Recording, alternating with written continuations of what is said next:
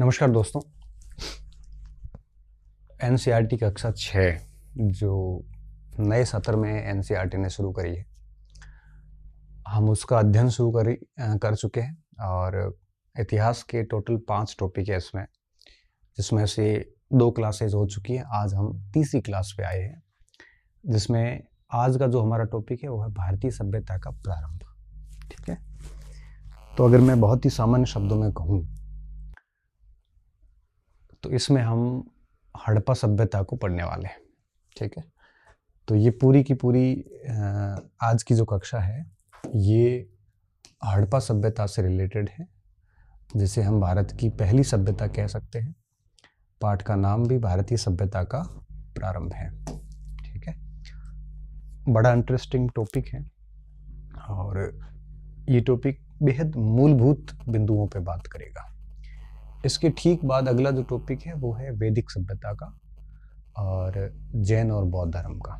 उसके बाद छठी कक्षा का जो न्यू सेशन की जो बुक है, आप कह रहे थे कि सर मिल नहीं रही है कहीं पे, तो ये ई पाठशाला ऐप पे मिल जाएगी। ई पाठशाला ऐप आपके एनसीईआरटी का ये ऐप है और वहाँ पर आपको ये पुस्तक मिल जाएगी। आप डाउनलोड करके उसको देख सकते हैं। यद्यपि मैंने इतना पढ़ा दिया है कि आपको पुस्तक देखने की आवश्यकता है नहीं, फिर भी अगर आप चाहो तो उसको वहाँ से पढ़ सकते हो, क्योंकि कुछ बच्चे जैसे इंग्लिश मीडियम के हैं तो उनको शब्दावली देखने के लिए इंग्लिश में पुस्तक की आवश्यकता रह सकती है।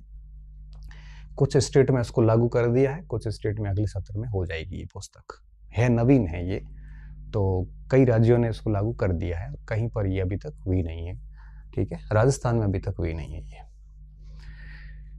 टॉपिक को शुरू करते हैं। इसमें टोटल 4 और 3 7 हेडिंग पढ़ेंगे और एक हेडिंग तो कुछ है नहीं वैसे, अंत अथवा नई शुरुआत, ये तो उसमें चला जाएगा वैदिक सभ्यता में। टोटल ये 3 और 3 6 हेडिंग है हमारे। इस पूरी पुस्तक की खूबसूरती ये है कि स्टार्टिंग में एक स्टेटमेंट दिया जाता है। जैसे सबसे पहले E.H. कार का स्टेटमेंट था, दूसरे में अरविंद का स्टेटमेंट था, श्री अरविंद का, अरविंद घोष का, और तीसरे में है बीबी लाल का स्टेटमेंट। तीनों के तीनों आपके इस टॉपिक से रिलेटेड व्यक्ति है। आपको पता है कि बीबी लाल का संबंध भारतीय पुरातत्वविद में रहा और ये भारतीय पुरातत्व शास्त्र जो है, पुरातत्व विभाग जो है ASI, उसके डायरेक्टर भी रहे बीबी लाल, है ना। तो बीबी लाल का ये स्टेटमेंट है कि भारत की सबसे प्राचीन सभ्यता जो हड़प्पा, सिंधु अथवा सिंधु सरस्वती सभ्यता के नाम से जानी जाती है, ये तीनों नाम कैसे पड़े इस पे भी हम बात करेंगे, क्लास में भी बात की गई है। वास्तव में कई मायनों में एक अनूठी सभ्यता थी, एक सम्यक रूप से संतुलित समुदाय रहता था, जहां धनवान और निर्धन के बीच बहुत अधिक अंतर नहीं है। संक्षिप्त में हड़प्पा के सामाजिक परिदृश्य में शोषण नहीं बल्कि आपसी सामंजस्य दिखाई देता है। ये कथन बीबी लाल का है। इस कथन से इस पाठ का आरंभ होता है। एक चित्र दिया है इसमें, धोलावीरा के जो किला क्षेत्र है उसका उत्तरी प्रवेश द्वार दिया है, आप पत्थर देख सकते हो, और यहाँ से टॉपिक है वो स्टार्ट किया गया है। बात को हम शुरू करने जा रहे हैं और आप कक्षा 6 को 6 के हिसाब से लीजिए और हम इसको सभी परीक्षाओं को परिप्रेक्ष्य में रखते हुए पढ़ रहे हैं। ये नेट के लिए फ़ायदेमंद है, UPSC के लिए फ़ायदेमंद है, राजस्थान में शिक्षक भर्ती परीक्षाएं जितनी भी चल रही है अभी, उन सभी के लिए ये बड़ी फ़ायदेमंद होगी। और केंद्र सरकार की जितनी भी परीक्षाएं हैं, KVK, NVS की, DSSB की, EMRS की, और कई सारे स्टेट PCS के अंदर जो PGT TGT के एग्ज़ाम होते हैं, उन सब में ये NCERT 6ठी से 12वीं की जो सीरीज़ है ये रामबाण सिद्ध होगी। और मुझे लगता है कि 70-80% पेपर इन वीडियोज़ से आने वाले हैं। तो अगर आप इनमें से किसी एग्ज़ाम की उम्मीद रखते हैं तो डेफिनेटली आपको ये देखना चाहिए। मैं बात इसलिए बता रहा हूँ कि कई बच्चे मैसेज करके लिखते हैं कि सर ये किस एग्ज़ाम के लिए। यद्यपि मैंने परिचय वीडियो में बहुत क्लियरली सब बता रखा है, फिर भी दोबारा बता देता हूँ। टॉपिक शुरू करते हैं, सभ्यता क्या है। ठीक है, हमारी पहली हेडिंग है कि सिविलाइजेशन है क्या, व्हाट इज सिविलाइजेशन। तो देखो सिविलाइजेशन क्या है।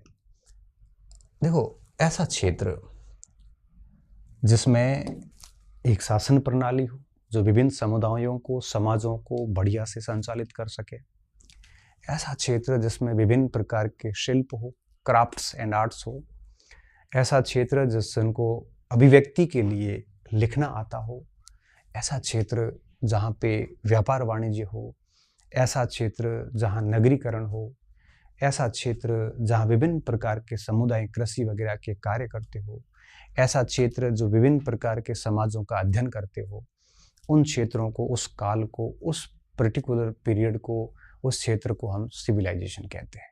ये सारे जो बिंदु मैंने बताए, ये सारे नष्ट होने वाली बातें हैं। समय के साथ इनका समापन हो जाता है, नगर नष्ट हो जाते हैं, शासन पद्धतियां ध्वस्त हो जाती हैं। और इन सारों के बीच में जो रहता है व्यक्ति, उस व्यक्ति का जो जीवन स्तर है, उस व्यक्ति का जीवन जीने का जो तरीका है, उस व्यक्ति के द्वारा किस तरह से सुबह से शाम तक आचरण किया जाता है, किस तरह का उसका व्यवहार है, वो संस्कृति कहलाता है। संस्कृति जीवंत होती है और ये पीढ़ी दर पीढ़ी आगे से आगे बढ़ती जाती है। सभ्यताएं नष्ट हो जाती है और संस्कृतियां जिंदा रहती है। इसलिए कहते हैं कि सभ्यता अगर एक शरीर है, एक बॉडी है, तो संस्कृति उसकी आत्मा है। बिना संस्कृति के सभ्यताएं नहीं रहती और सभ्यता के अंदर संस्कृति बसती है। हम अगर उदाहरण दें तो हड़प्पा सभ्यता के भवन नष्ट हो गए, लेकिन हड़प्पा सभ्यता में जिस स्वस्तिक की पूजा होती थी, हड़प्पा सभ्यता में जिस आपके मातृ देवी की पूजा होती थी, हड़प्पा सभ्यता में जो फसलें बोई जाती थी, हड़प्पा सभ्यता में जो चीज़ें की जाती थी, उनमें से कुछ हिस्सा पीढ़ी दर पीढ़ी आगे से आगे बढ़ता है, आज भी है। इसलिए कहते हैं कि सभ्यताएं समाप्त हो जाती, इन सभ्यताओं के भीतर जो जीवंत तत्व रहता है उसे हम संस्कृति कहते हैं। तो एनसीईआरटी के इस टॉपिक में समझाया गया है कि सभ्यता है क्या, ठीक है। और भारत के अंदर अगर अपन बात करें तो जो मैंने अभी विशेषताएं बताई थोड़ी देर पहले, ये विशेषताएं सबसे पहले सिंधु घाटी सभ्यता में देखने को मिलती है। दुनिया में अगर बात करें तो कई सभ्यताएं भी रिकॉर्डेड। मोहन आपके जो मेसोपोटामिया की सभ्यता थी, उनको हम सबसे प्राचीन सभ्यता मानते हैं, जो लगभग आपके 4000 सामान्य संवत पूर्व या बिफोर कॉमन एरा से संबंधित हैं। इसके बाद में मिस्र की सभ्यता का आरंभ होता है, जो 3000 BCE की थी। उसके बाद में 2600 से लेकर 1900 के बीच में हमारी सिंधु सरस्वती सभ्यता का काल माना जाता है, ठीक है। तो भारत के अंदर आपके जो सिंधु सरस्वती सभ्यता थी, ये भारत की पहली सभ्यता मानी जाती है। मेसोपोटामिया की सभ्यता, ये आप लिख लेना। ये कब लिखना है मैं जगह टाइम बता दूंगा आपको, उस टाइम लिखना है, ठीक है। आप जैसे ही अपनी बुकलेट में नोट्स बनाना शुरू करें तो सबसे पहले टॉपिक स्टार्टमेंट में स्टेटमेंट ज़रूर लिखें। क्यों? क्योंकि कई बार स्टेटमेंट ही पूछ लिया जाता है कि ये तथ्य, ये कथन किस विद्वान का है, ठीक है। तो ये ध्यान रखना थोड़ा सा। और अब हम बात को शुरू कर रहे हैं। सबसे पहले मैं बताता हूँ सभ्यता होती क्या है। देखिए, किसी भी सभ्यता के अंदर निम्न विशेषताएं होनी चाहिए। जैसे मैं फिर बता रहा हूँ, जैसे वहाँ एक शासन प्रणाली होनी चाहिए, वहाँ नगर होने चाहिए, वहाँ खेती होनी चाहिए, वहाँ पे शिल्प होना चाहिए ताकि लोग काम धंधा करें, वहाँ पे शासन प्रणालियाँ होनी चाहिए, वहाँ लिखने का कोई न कोई माध्यम होना चाहिए, लिपि वगैरह होनी चाहिए। जब ये सारी बातें मिलती हैं किसी जगह से तो उसे हम सभ्यता कहते हैं, ठीक है। तो अब मैं इसको नोट्स का रूप दे रहा हूँ, आप भी मेरे साथ साथ लिखते रहिए, ठीक है। एक सभ्यता में एक सभ्यता होने की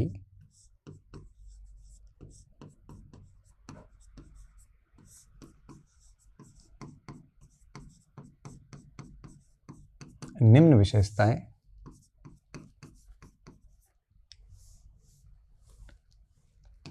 होती हैं।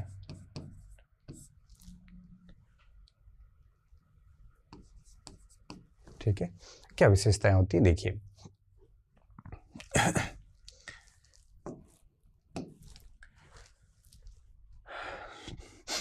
शासन व प्रशासन होना चाहिए।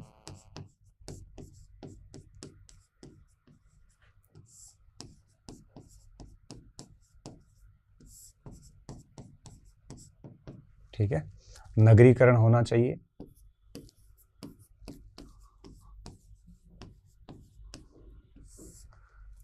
शिल्प होना चाहिए, शिल्प, व्यापार, कृषि,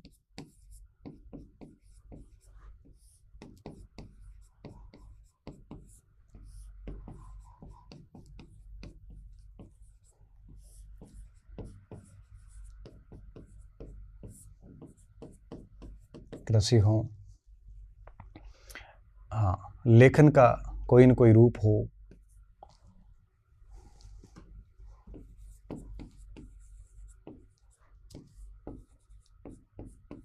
लेखन का रूप हो, ठीक है।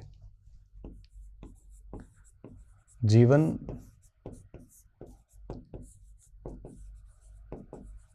व संस्कृति का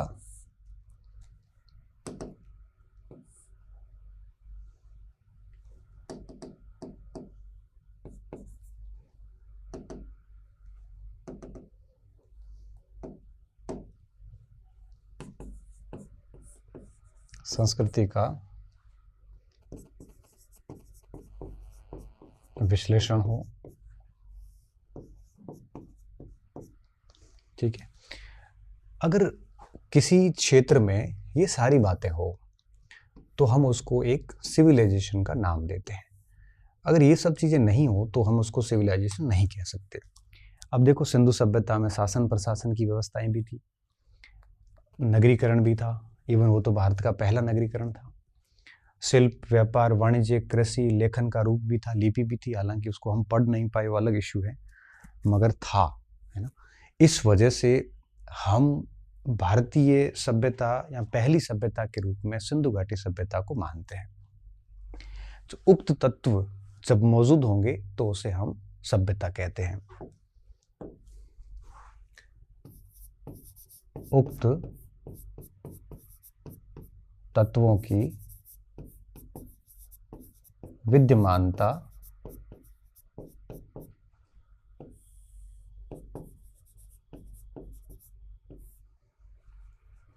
किसी क्षेत्र को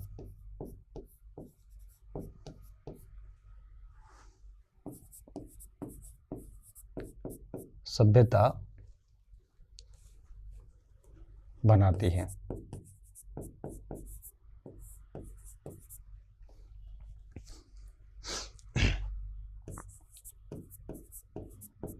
मेसोपोटामिया,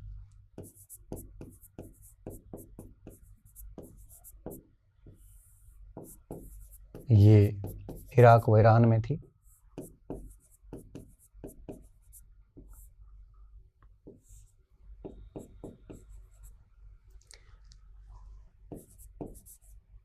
मिस्र की सभ्यताएं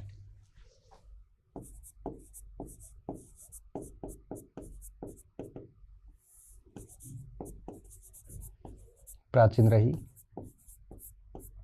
ठीक है। और भारत की पहली सभ्यता सिंधु सभ्यता, सरस्वती सभ्यता थी।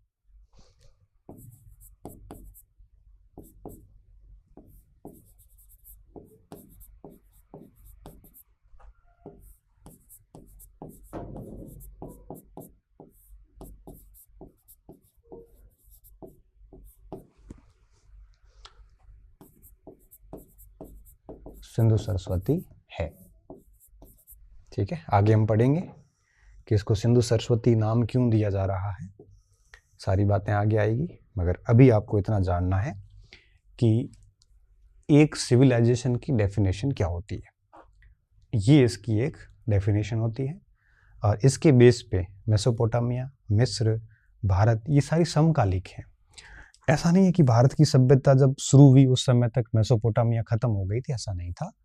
भारत की सभ्यता 2600 से 1900 है, लेकिन 3500 ईसा पूर्व में ही भारत के अंदर गांव धीरे धीरे नगरों में कन्वर्ट होना शुरू हो चुके थे और 1900 के आसपास तो नगर महानगरों में कन्वर्ट हुए थे। ये इसका विकसित रूप है एक प्रकार से।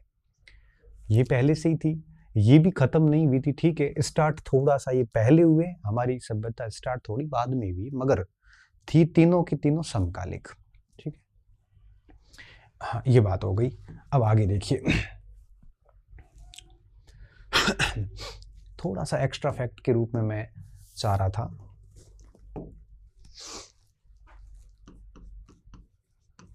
इस प्रकार मेसोपोटामिया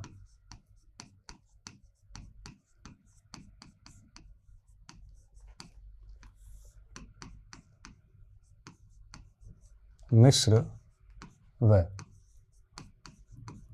भारत की सभ्यताएं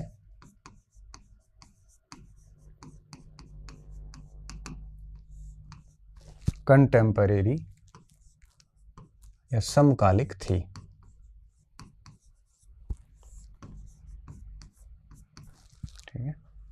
ठीक है, कोई पहले उत्पन्न हुई, कोई बाद में भी, मगर थी तीनों की तीनों समकालिक। क्लियर? एक तथ्य अपन और इसमें ऐड कर सकते हैं।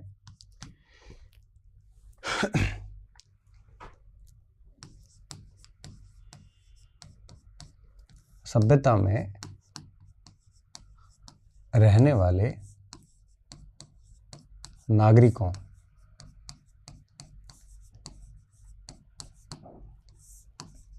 का की जीवन शैली, आचरण, आस्थाएं, विश्वास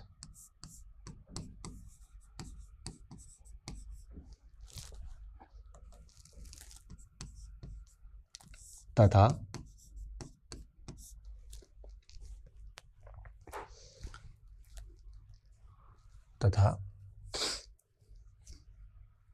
व्यवहार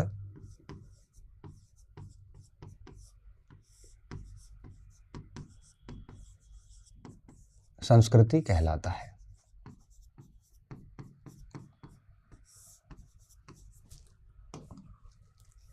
ठीक है, जहां सभ्यताएं नष्ट हो जाती है वहीं संस्कृति के अंश हमेशा जिंदा रहते हैं। वो एक पीढ़ी से दूसरी पीढ़ी निरंतर गतिशील होते हैं। जहां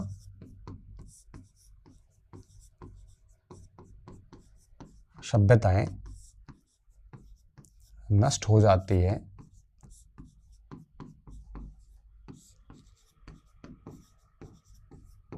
वहीं संस्कृति के तत्व पीढ़ी दर पीढ़ी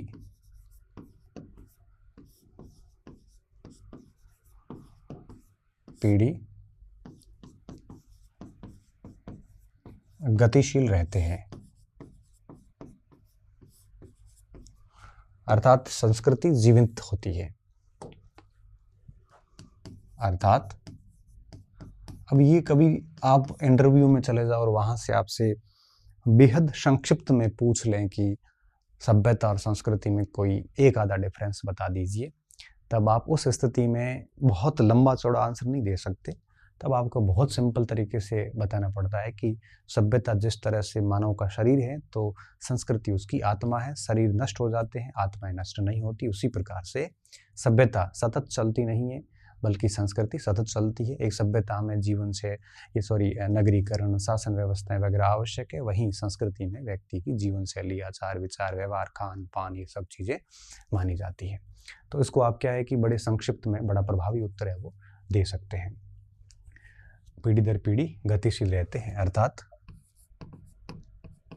संस्कृति जीवंत तत्व मानी जाती है।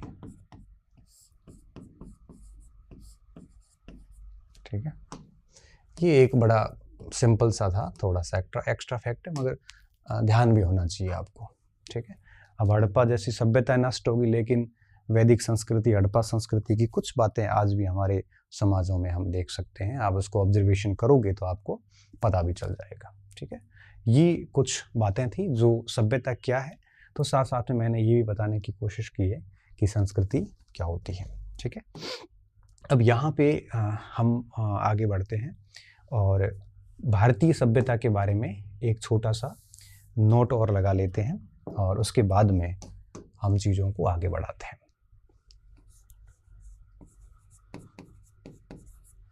पहली भारतीय सभ्यता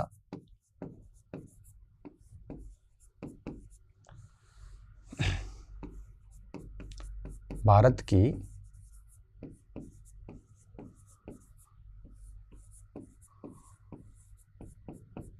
पहली सभ्यता हड़प्पा अथवा सिंधु घाटी अथवा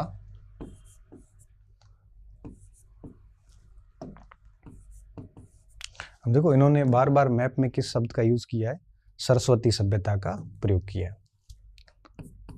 सरस्वती सभ्यता थी, हड़प्पा, सिंधु, सरस्वती। अब ये 3 अलग अलग नाम क्यों हैं, इसके पीछे कारण समझना आप। मैं कारण समझाने की कोशिश करता हूं आपको। देखिए सबसे पहले नाम आता है हड़प्पा। हड़प्पा नाम क्यों दिया जाता है? क्योंकि पुरातत्व का एक बेसिक सा नियम है कि जो सभ्यता की खोज जिस स्थान से सबसे पहले होती है,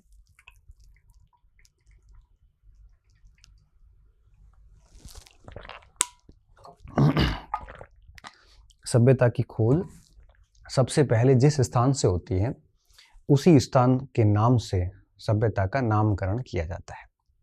आपको पता है कि वर्ष 1921 में मार्शल के निर्देशन में दयाराम साहनी ने रावी नदी के बाएं तट पर साहिवाल जिले में पंजाब प्रांत पाकिस्तान के अंदर पहली बार हड़प्पा सभ्यता की खोज की थी, मतलब हड़प्पा नगर की खोज की थी। ये पूरी सभ्यता का खोजा गया पहला स्थान था, इस वजह से इसको हड़प्पन सिविलाइजेशन कहा जाता है, पहली बात। दूसरा शब्द है सिंधु घाटी। क्यों कहते हैं? क्योंकि आरंभ के जितने भी नगर थे वो इंडस नदी वैली से मिले थे, और इंडस नदी वैली से सारे के सारे नगर स्टार्टिंग में वहीं मिले थे, क्योंकि हड़प्पा रावी मिला था, रावी भी सिंधु की सहायक नदी है। तो इस स्थिति में इसको इंडस वैली सिविलाइजेशन कहा गया, क्योंकि मैक्सिमम आर्कियोलॉजिकल साइट्स जो थी वो इंडस वैली से प्राप्त की गई थी।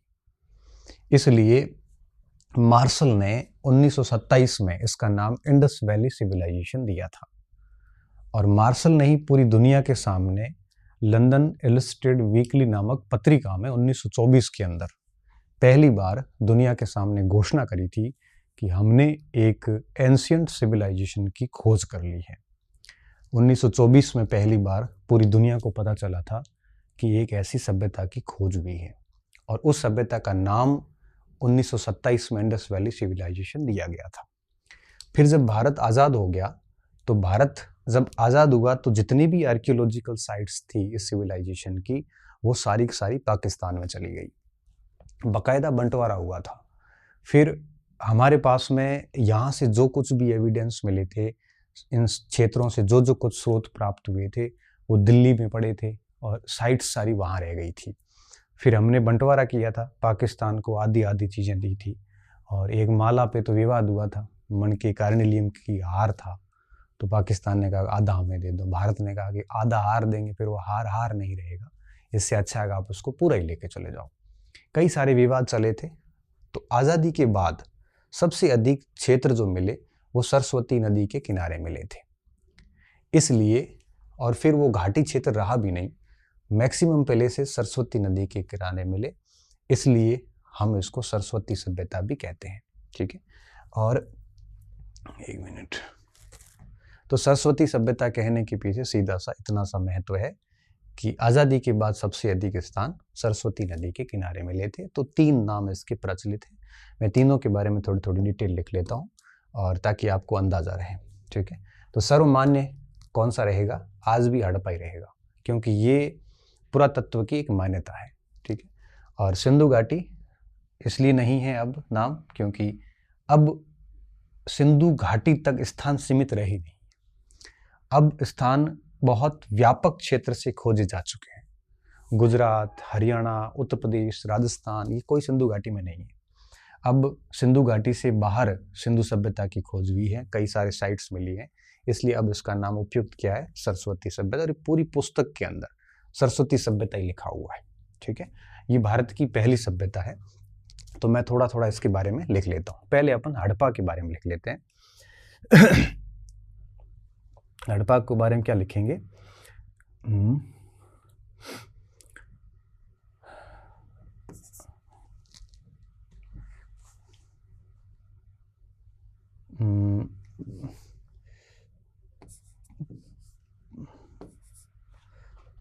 ऐसे नहीं, साहिवाल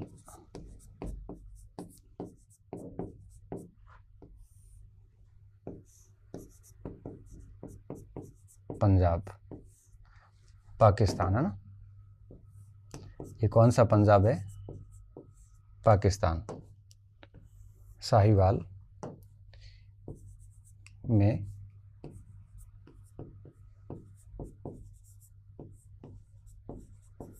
रावी नदी के बाएं तट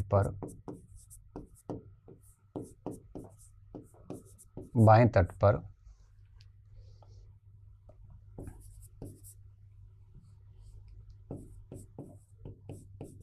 हड़प्पा नगर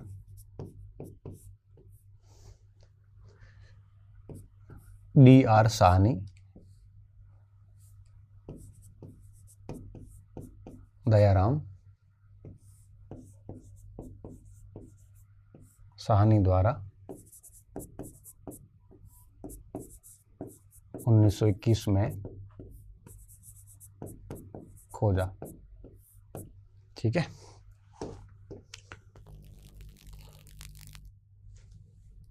(1921 में खोजा। यह इस सभ्यता का पहला स्थान था। इस सभ्यता का खोजा गया पहला स्थान था।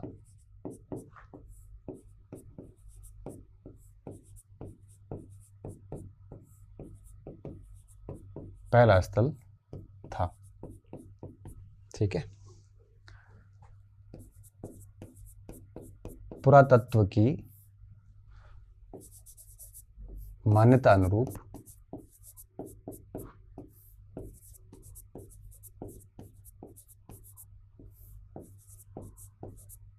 इस सभ्यता का नामकरण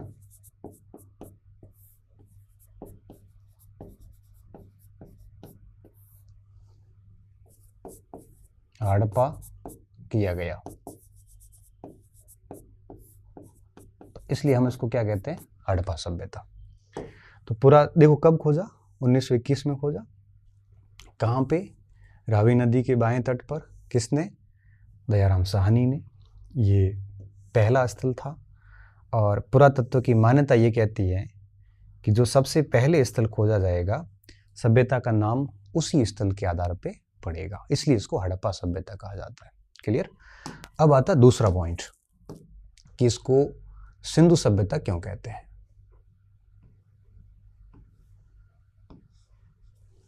ठीक है, देखो सिंधु सभ्यता क्यों कहते हैं, इसके पीछे सीधा सा रीजन है कि इस सभ्यता के आरंभिक स्थल सिंधु नदी के किनारे मिले थे, सिंधु नदी घाटी क्षेत्र में मिले थे, इसलिए इसको सिंधु सभ्यता नाम दिया गया। इस सभ्यता के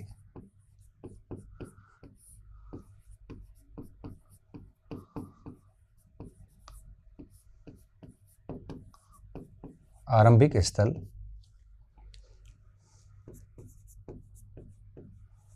सिंधु व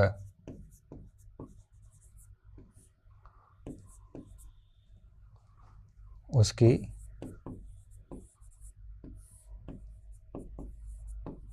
सहायक नदियों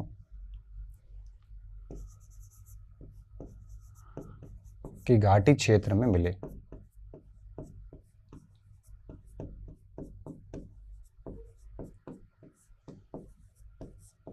इस कारण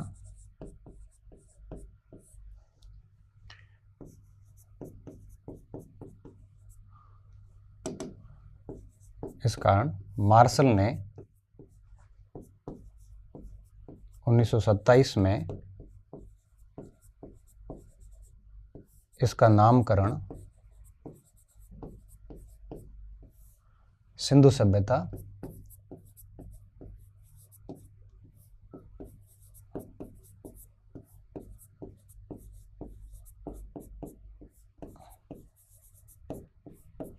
ठीक है। तो मार्शल ने नाम क्या दिया था? सिंधु सभ्यता। क्यों? क्योंकि आरंभिक स्थल मोस्टली सारे यहीं से प्राप्त हुए थे। क्लियर? अब देखिए तीसरा नाम क्या आता है। तीसरा नाम है सरस्वती सभ्यता। इसके पीछे क्या लॉजिक है देखिए।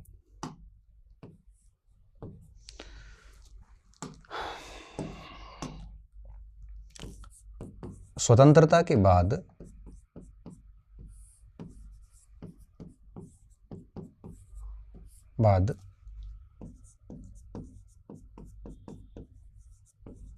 सर्वाधिक स्थल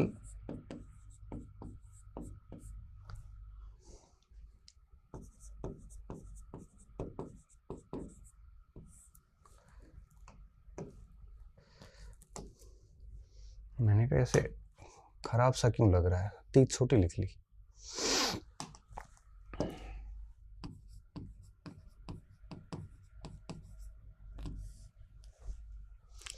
सर्वाधिक स्थल सरस्वती नदी क्षेत्र से मिले। ठीक है।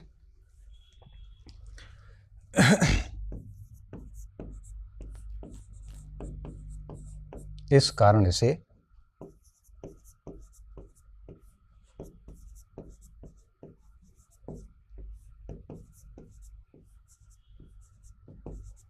सिंधु सरस्वती सभ्यता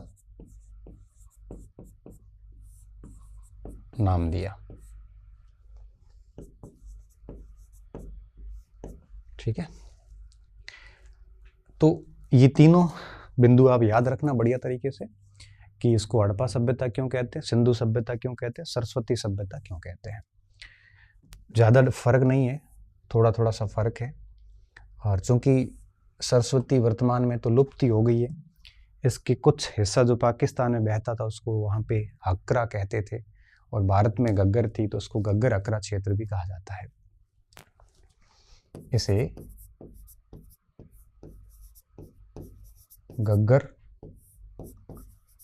गग्गर अब एक वर्षाती नदी के रूप में हनुमानगढ़ में आप देख सकते हो, गग्गर अकरा। पाकिस्तान में इसको क्या कहते हैं? अकरा कहते हैं। क्षेत्र भी कहा जाता है। आपको बता दूं, मैं थोड़ा डेप्थ में नहीं जाना चाह रहा हूं, लेकिन कई चीज़ें अड़ रही हैं तो मुझे जाना पड़ रहा है। सरस्वती नदी का उल्लेख आपको बता दूं ऋग्वेद में होता है। ऋग्वेद का 6ठा मंडल जो है सरस्वती सूक्त को लेके बैठा है, और ऋग्वेद में इसको नदी तमे कहा है, देवी तमे कहा है। ऋग्वेद में इसका उल्लेख कई बार हुआ है, और सरस्वती एकमात्र ऐसी नदी होगी जिसको देवी रूप भी दिया जाता है। जैमिनीय और पंचविश उपनिषद के अंदर सरस्वती नदी के लुप्त होने का स्थान भी बताया, विंसन नामक स्थान। तो सरस्वती नदी ऋग्वेदिक कालीन एक पवित्र नदी थी, ऐसा माना जाता है, और ऋग्वेद में इसका विवरण दिया हुआ है डिटेल से। ठीक है। और ये बात अब इस जगह तो आएगी नहीं, तो मुझे एक पेज और लेना पड़ेगा। ठीक है, आप इसको लिख लीजिए।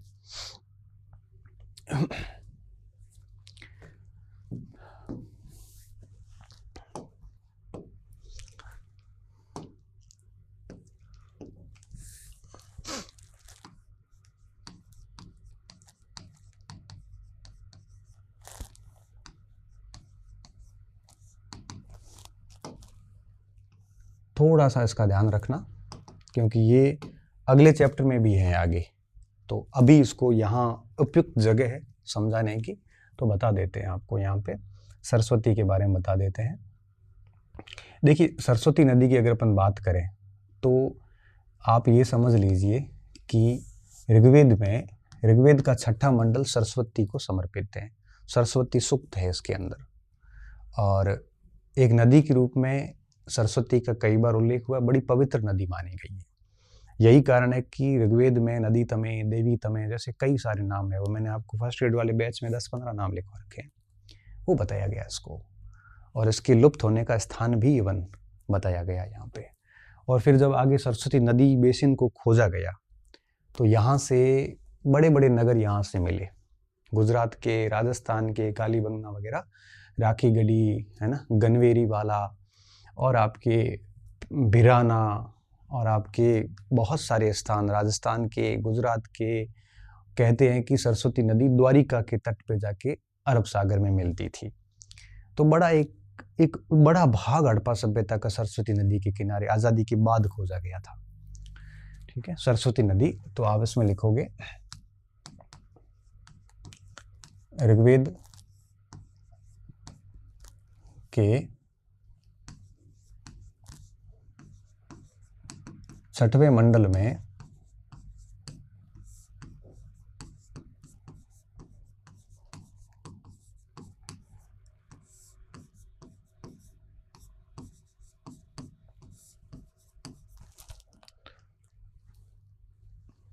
मंडल में सरस्वती सूक्त है।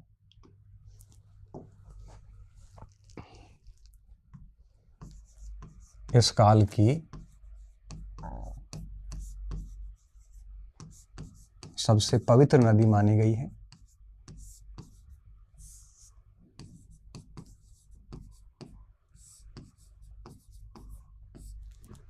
पवित्र नदी मानी गई है।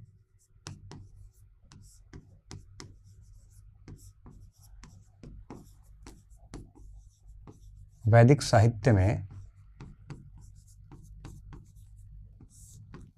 इसे देवी तमय और नदी तमय जैसे नाम है वो दिया, अर्थात देवियों में और नदियों में श्रेष्ठ, जिसे आप कह सकते हो। देवी तमय,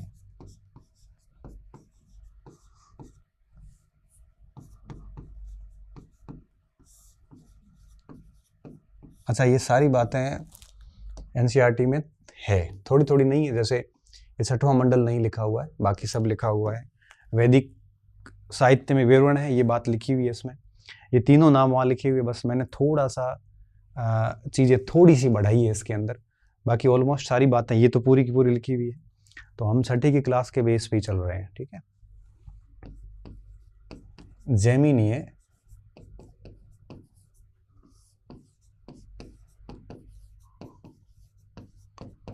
पंचविश उपनिषद में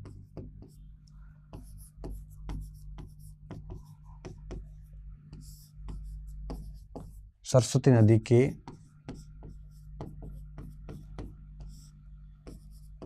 लुप्त होने का स्थान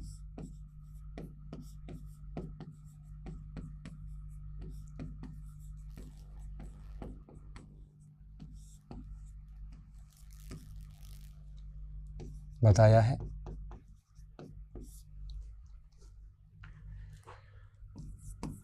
ठीक है, तो कहने का मेरा मतलब ये है कि ये वैदिक कालीन एक बड़ी पवित्र नदी जो है वो उस समय थी। और इस पवित्र नदी की अगर अपन देखें तो आप इसकी पवित्रता समझ सकते हैं कि एक नदी को देवी के रूप में भी माना गया है।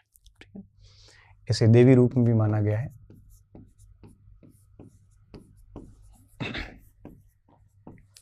देवी रूप में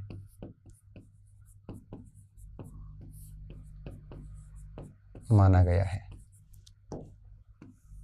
क्लियर, ये पहली हेडिंग यहाँ पे आपके पूरी हो जाती है, इसको आप लिख लेना। अब देखिए, तो सभ्यता क्या है, उम्मीद कर रहा हूँ आपको ये बात अच्छे से समझ में आ गई होगी। अब आते हैं गांव से नगर के ऊपर।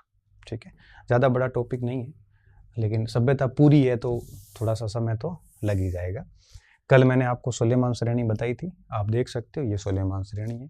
नीचे किरथर श्रेणी आ जाती है।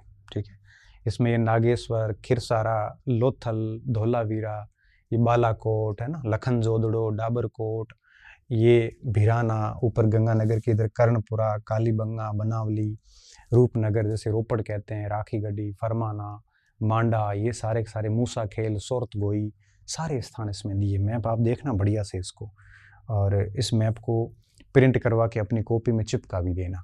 ठीक है, मैप यहाँ से भी आप प्रिंट करवा सकते हो, छठी कक्षा की क्लास में भी है। ऐप में मैं इस पीपीटी को शेयर कर लूँगा। यूट्यूब के लिए ये पीपीटी शेयर वाला मामला मेरे से नहीं हो पाएगा। मैंने सारा कुछ उस पर यूट्यूब के डिटेल आपके जो वीडियो था इन्फॉर्मेशन का, उसमें सारी बातें बता रखी है।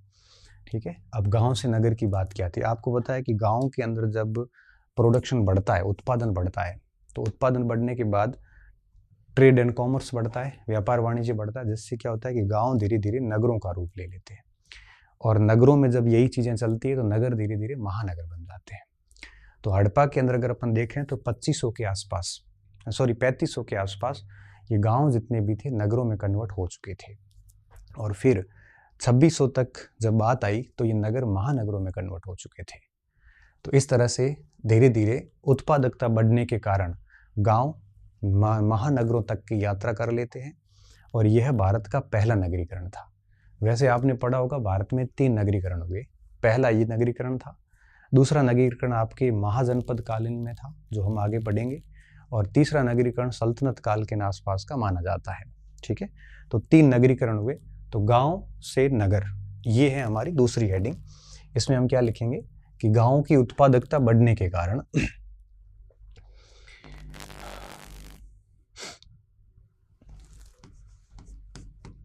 गांव की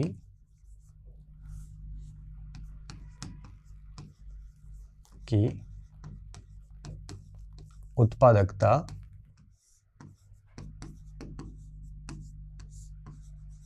बढ़ने के कारण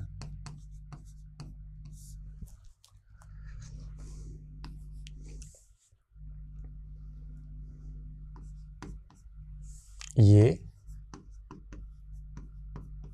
नगरों का रूप ले लेते हैं।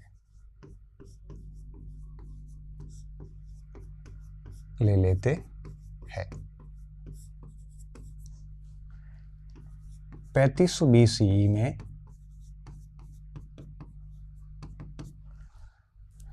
IVS या सरस्वती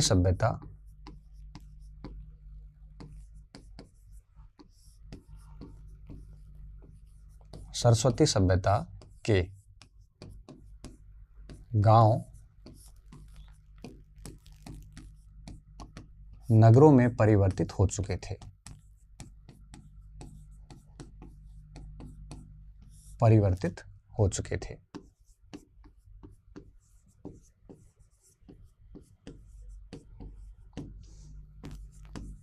और 2600 BCE तक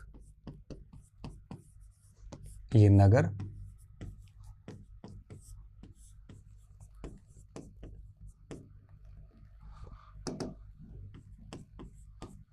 महानगरों में परिवर्तित हुए।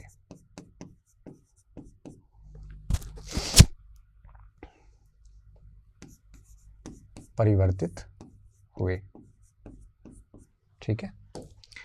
तो हड़प्पा सभ्यता, जैसे अमलानंद घोष ने कहा भी था, अमलानंद घोष ने क्या लिखा था कि हड़प्पा सभ्यता जो है ये पूर्व में ग्रामीण संस्कृतियां थी, सोथी संस्कृति वगैरह, आमरी, कोटदजी, चन्हुदड़ो, इन सारी ग्रामीण संस्कृतियां थी। और इन्हीं ग्रामीण संस्कृतियों का विकसित रूप जो है वो हड़प्पा सभ्यता थी। ये अमलानंद घोष ने भी ये स्टेटमेंट दिया था। और ये बात यहाँ पे भी फिट बैठती है कि सरस्वती सभ्यता जो है वो पहले गांव थे, गांव से नगर बने, और नगर से क्या बने, महानगर बने। और इस प्रकार हम देखते हैं कि भारत का पहला नगरीकरण जो है वो हुआ। इस प्रकार ये सभ्यता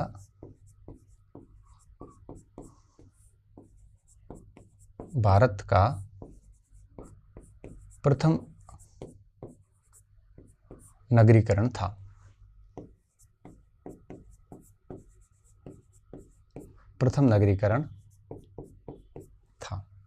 तो पूछ लेते हैं कि भारत का पहला नगरीकरण, वाकई मैं आपको बताऊं सिंधु सभ्यता के अंदर 90% लोग गांवों में रहते थे, लेकिन 10% भी जो नगर बने हैं ना, वो तय बात है कि उस समय की वो बड़ी संख्या थी।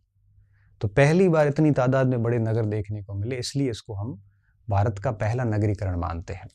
दूसरा नगरीकरण वैदिक सभ्यता के बाद में मानते हैं, जो महाजनपद कालीन था। और तीसरा नगरीकरण आपके सल्तनत काल के आसपास मानते। हालांकि सल्तनत काल के नगरीकरण में एक बड़ा गड़बड़ चल रहा है। मोहम्मद हबीब अलग मानते हैं और इरफान हबीब अलग मानते हैं। बाप बेटे के विचारों में थोड़ा फर्क है, जिसको अपन आगे कभी पढ़ेंगे। सल्तनत काल में मैंने पढ़ाया, बैच में तो पढ़ाया है, लेकिन यहाँ पे उतना हम नहीं बताएंगे।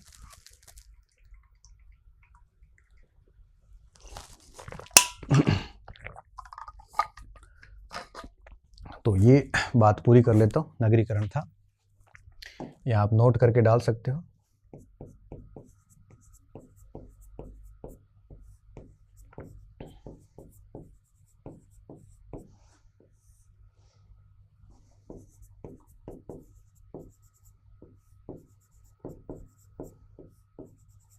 वैदिक काल के बाद से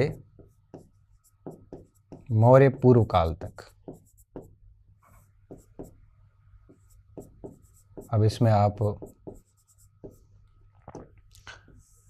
महाजनपद लिख सकते हो, जैन बौद्ध धर्म का काल भी लिख सकते हो।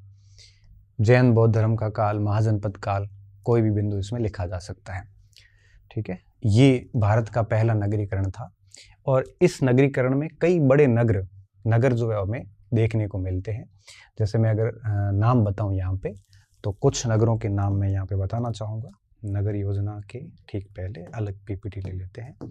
इस काल के प्रमुख नगर इस प्रकार थे।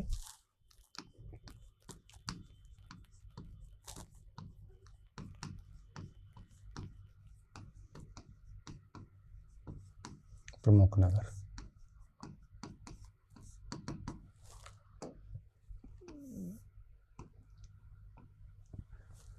ठीक है, जैसे हड़प्पा, इस पे मैंने बात ज़्यादा नहीं करूँगा। दूसरा है एक तथ्य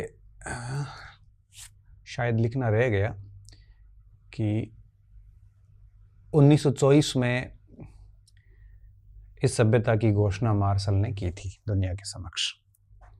ठीक है, जगह खत्म हो गई थी, यहाँ लिख लेते हैं।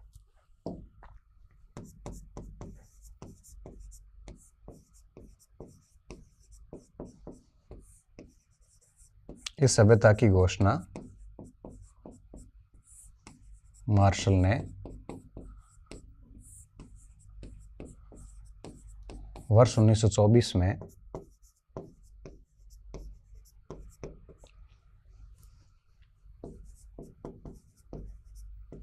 लंदन वीकली पत्रिका में की थी।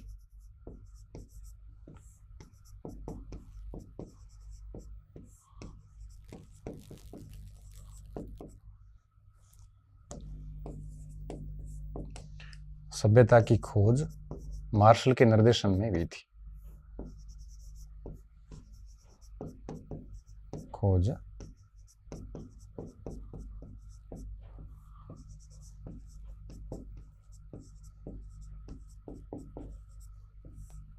क्योंकि उसमें मार्शल एएसआई के डायरेक्टर थे।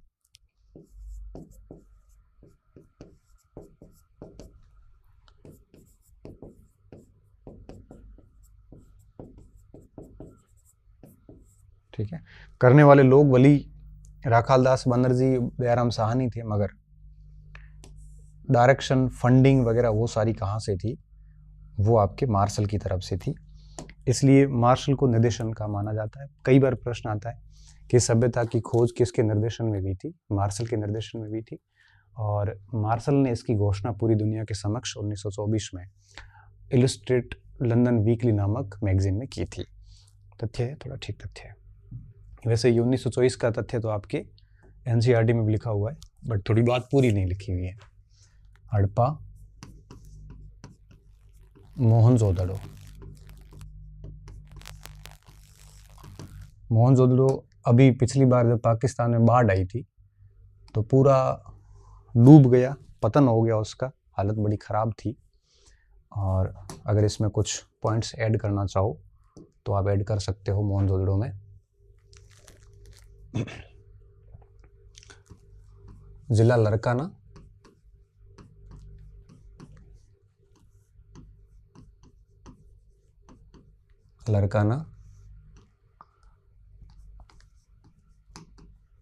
सिंध प्रांत,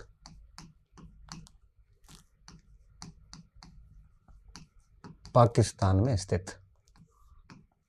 मोहनजोदड़ो कहाँ पे स्थित है? पाकिस्तान में अवस्थित है। पहली बात। दूसरी बात, 1922 में आर.डी. बनर्जी, रखालदास बनर्जी द्वारा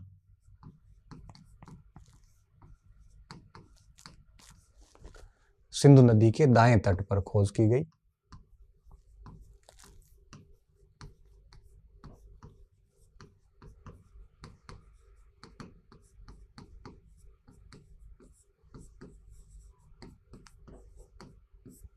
ठीक है, ये इस सभ्यता का दूसरा खोजा गया स्थान था।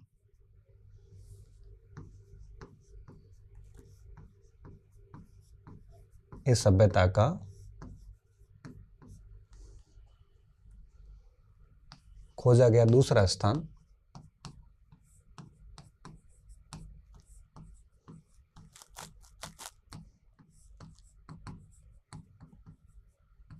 और राखी गड्डी के बाद क्षेत्रफल में सबसे बड़ा स्थान। ध्यान रखना, पहले मोहनजोदड़ो सबसे बड़ा स्थान था, अब राखी गड्डी सबसे बड़ा स्थान है। बहुत क्लियर कट बता रहा हूँ, 2025 की बात है ये, अब आप ये मानना। ठीक है, कमेंट सेक्शन में मत आना कि सर किताबों में मोहनजोदड़ो लिखा है ये वो, यहाँ बता रहा हूँ वो प्रमाणिक है।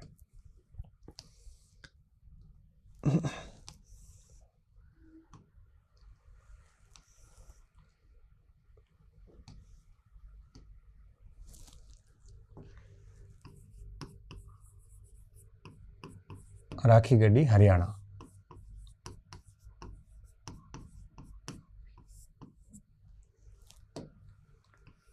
राखी गड्डी के बाद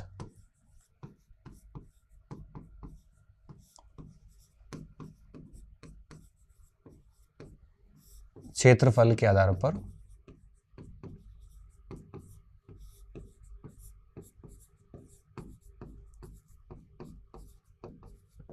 दूसरा बड़ा शहर। और 2023-24 की बाढ़ में सिंधु नदी की बाढ़ में बर्बाद हो गया।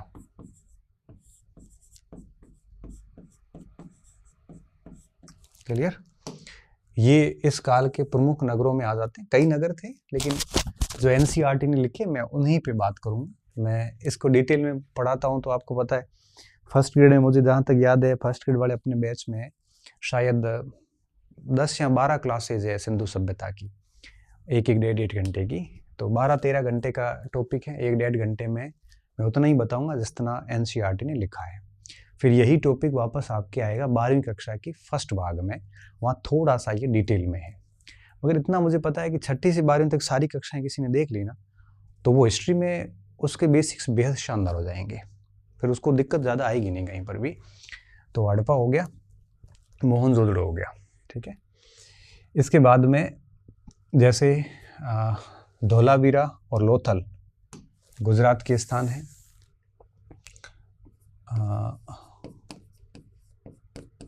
धोलावीरा, लोथल दोनों कहाँ पे हैं? गुजरात में। ये सारे के सारे बड़े नगर थे यहाँ पे। इसके अलावा आप देखोगे धोलावीरा हो गया, लोथल हो गया, राखी गड्डी हो गया, एक बाद में और खोजा गया था गंवेरी वाला, ये है चोलिस्तान में। चोलिस्तान पाकिस्तान के अंदर है, पंजाब में। ये थार के मरुस्थल को चोलिस्तान कहते हैं।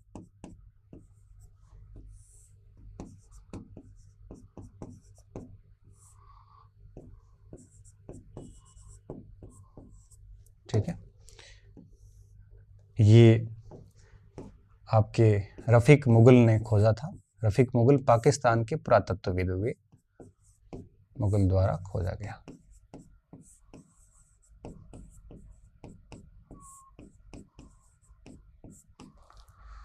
ठीक है, पाकिस्तान में थार को क्या कहते हैं? चोलिस्तान। थार के रेगिस्तान को कहते हैं।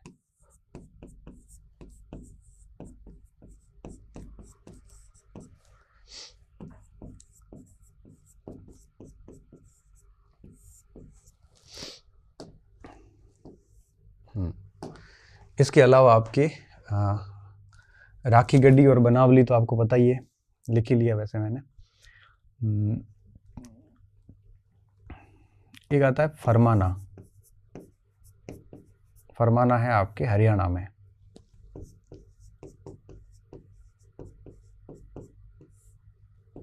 फरमाना और भिराना दोनों, सॉरी, फरमाना, एक मिनट।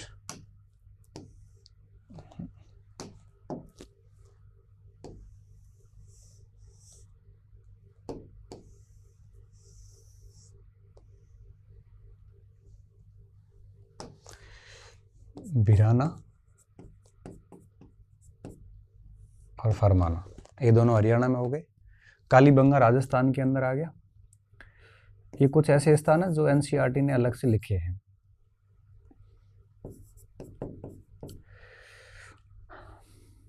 कालीबंगा राजस्थान,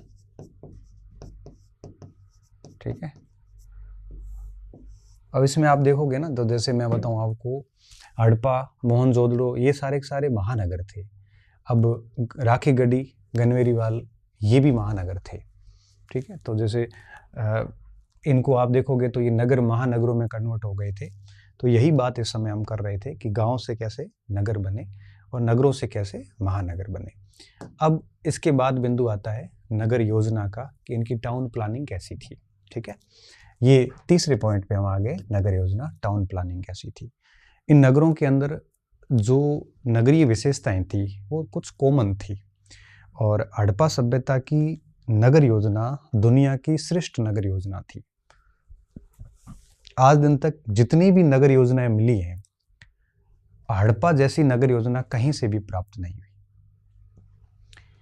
एकदम समकोण पर काटती हुई सड़कें, ग्रिड प्रणाली पर, जैसे ऑक्सफोर्ड सर्किल नाम दिया था मार्शल ने, चारों दिशाओं में उन्मुख सड़कें थी वो, और छोटी सड़कें फिर बड़ी सड़कें थी। उन बड़ी सड़कों, छोटी सड़कों के नीचे नालियां बनी हुई थी, नालियों से गंदा जल निकासी किया जाता था। फिर हड़प्पा के नगर दुर्गीकृत थे, फोर्टिफाइड थे, सुरक्षा प्राचीरें बनाई गई थी। इसके साथ साथ में आपके नगरों को दो भागों में मोटे तौर पे देखते हैं। एक साइटेडल क्षेत्र, जैसे दुर्ग क्षेत्र कहते थे, एक नीचा क्षेत्र, जैसे नगर क्षेत्र कहते थे। माना जाता है कि दुर्ग क्षेत्र में अभिजात लोग रहते होंगे, थोड़े से हाई प्रोफाइल लोग, और नगर क्षेत्र में सामान्य जनता रहती थी। बेहतरीन दुर्गीकरण किया हुआ था उसके अंदर। और इसके अलावा वहाँ पे देखते हैं तो जल निकासी की प्रॉपर व्यवस्थाएं की गई थी।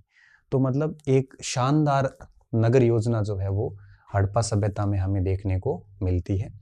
तो इसको हम आगे अभी देखेंगे, और सबसे पहली लाइन यही लिखेंगे कि दुनिया की श्रेष्ठतम नगर योजना और जल निकासी प्रणाली इस सभ्यता की थी, ठीक है।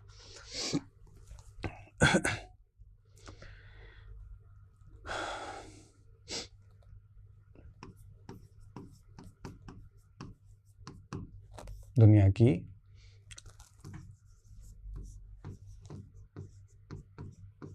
सर्वोत्तम जल निकासी प्रणाली तथा नगर योजना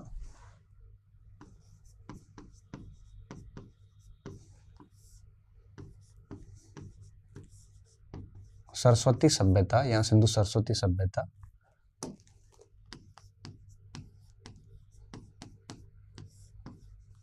की थी, ठीक है। ये सर्वोत्तम थी, ऐसी आज भी नहीं है। इसकी प्रमुख विशेषताएं निम्न थी।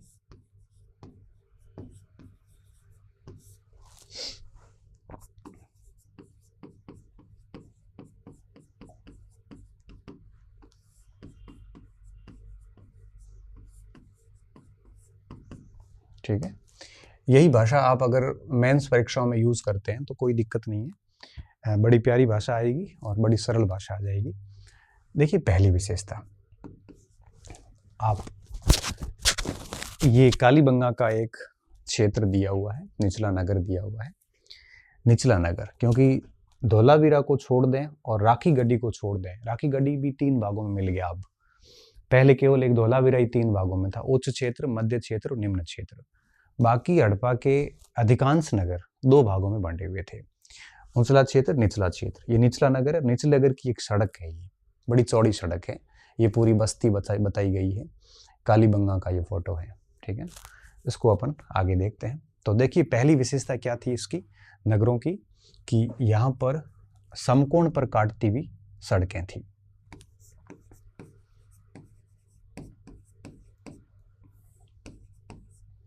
समकोण पर काटती हुई सड़कें,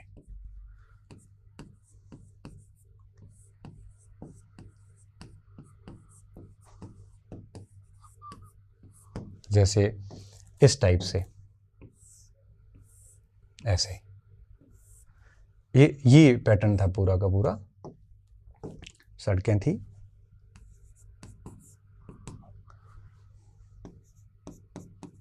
जो ग्रिड प्रणाली, ग्रिड सिस्टम, जाली सिस्टम कह सकते हो, पर आधारित थी।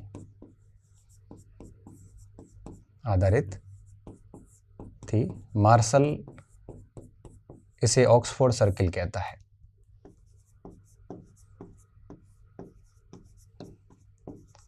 इंग्लैंड के अंदर ऐसे सर्किल खूब हैं। चौराहा,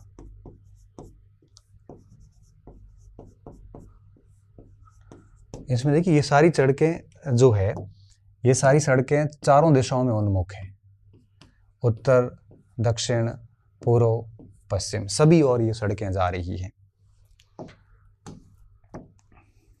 ये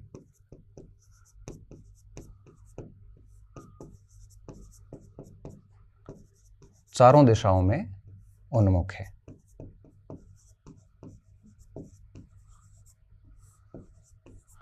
इसमें एक बात और भी थी, जो घरों के दरवाजे थे ये सड़क के विपरीत दिशा में खुलते थे, थोड़ा लोथल इसका अपवाद था, ठीक है। घर का मेन दरवाजा सड़क की तरफ ना खुल के विपरीत दिशा में खुलता था। घरों के दरवाजे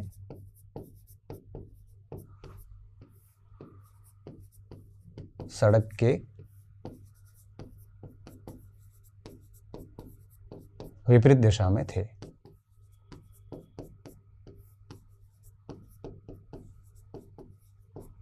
लोथल इसका अपवाद था।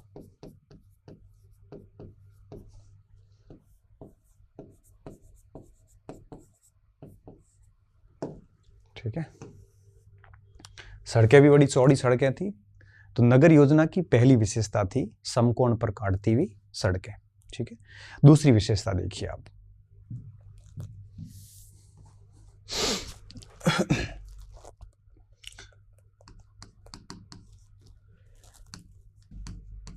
नगर मुख्यतः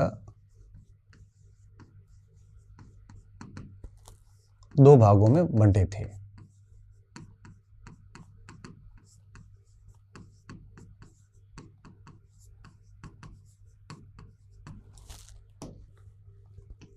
दो भागों में बंटे थे। देखिए कैसे, जैसे ये पश्चिमी नगर, ये आपके पूर्वी नगर, ठीक है। अब इनकी विशेषता क्या थी? इसकी विशेषता ये थी कि यहाँ ये ऊंचा क्षेत्र था और ये निचला हिस्सा था।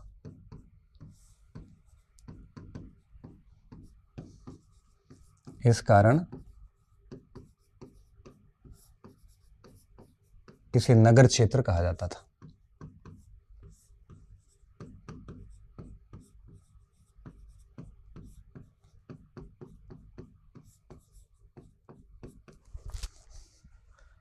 ये दुर्ग क्षेत्र, साइटेडल छोटे किले होते हैं जो यूनान में कहलाते हैं, ये दुर्ग क्षेत्र कहलाता था।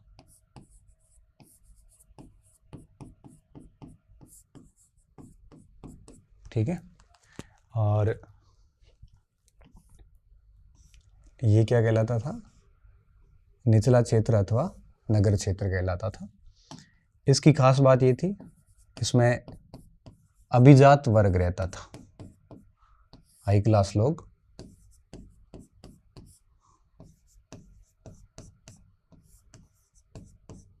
और यहाँ पर साधारण जनता रहती थी। अब अभी भी लाल का स्टेटमेंट वापस पढ़ना, आपको कुछ और बातें समझ में आएगी।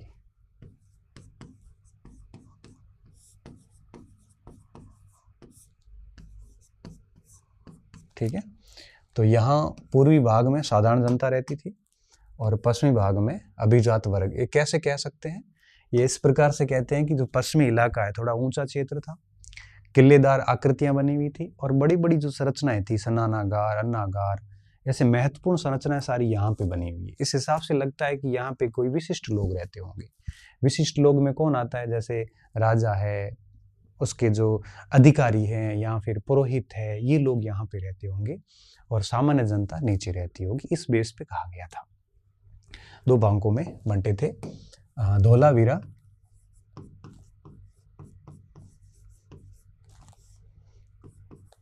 तीन भागों में था।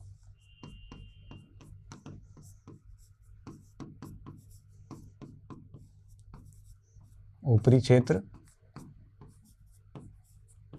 मध्य क्षेत्र और आपके निम्न क्षेत्र। बाकी सारे नगर दो भागों में थे, धोलावीरा है वो तीन भागों में बांटा हुआ था। और क्या विशेषता आती है इसकी? किलेबंदी,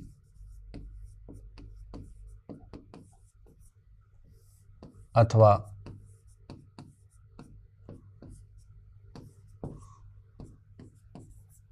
दुर्गीकरण हुआ था। ये दुर्गीकरण क्या होता है?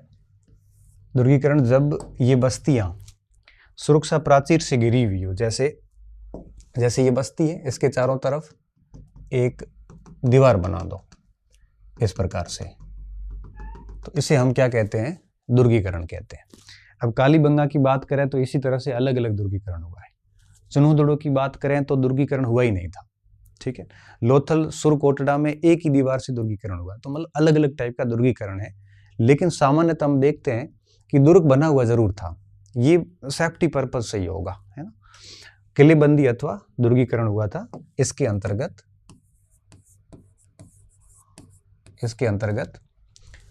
बस्ती, इसके अंतर्गत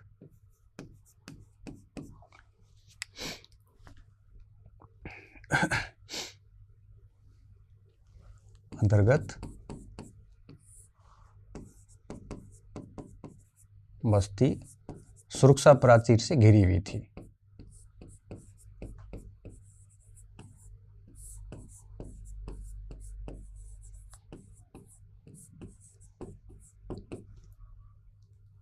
सुरक्षा प्राचीर से घिरी थी। ठीक है, अब कालीबंगा में सुरक्षा प्राचीर अलग अलग बनी हुई थी दोनों के। लोथल सुरकोटड़ा में एक ही सुरक्षा प्राचीर से दोनों नगर घिरे हुए थे। ये कई बातें आती है, मगर इतना ज़्यादा हम यहाँ पे लिख नहीं सकते, नहीं तो फिर क्या है कि चीज़ें बहुत ज़्यादा है वो लंबी हो जाती है। इसके अलावा अगर अपन और इसमें देखें तो इसमें सबसे खास बात क्या आती है? बड़े भवन और छोटे भवन में समान गुणवत्ता सामग्री का प्रयोग किया गया है। बड़े व छोटे भवनों में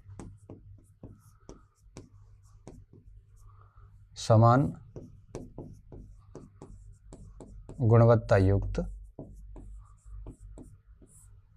सामग्री का प्रयोग किया गया है।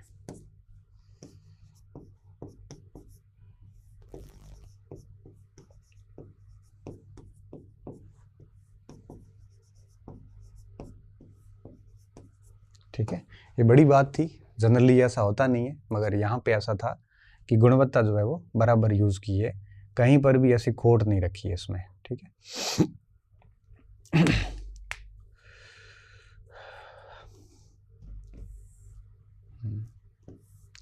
यहाँ पे एक पॉइंट अपन और ऐड कर सकते हैं, जैसे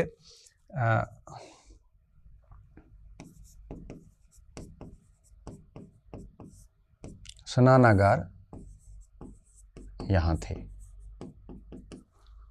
अन्नागार भी यहीं थे। ठीक है, तो अपन उसको ऐसे लिख सकते हैं, स्नानागार और अन्नागार यहां थे।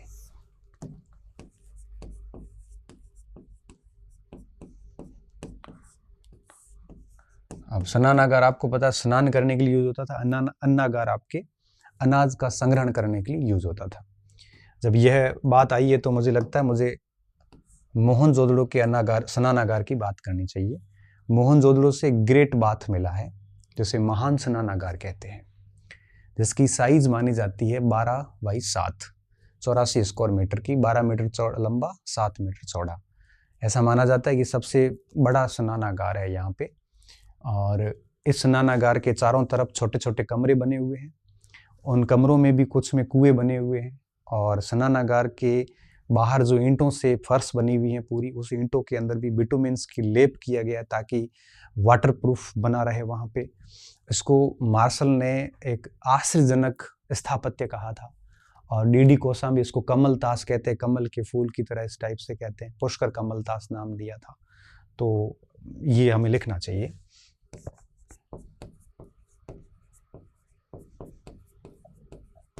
मोहनजोदड़ो से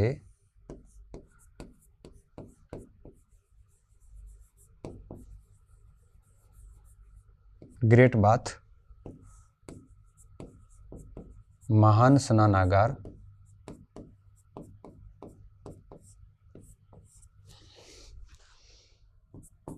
मिला है, जो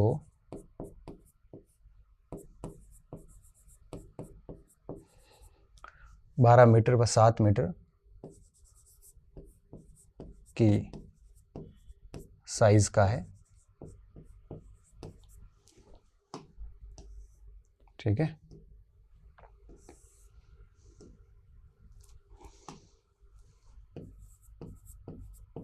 इसके चारों ओर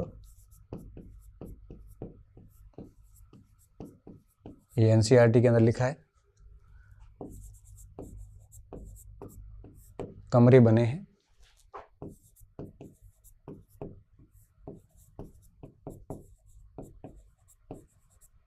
जिनमें चारों ओर कमरे बने हुए हैं। और इन कमरों में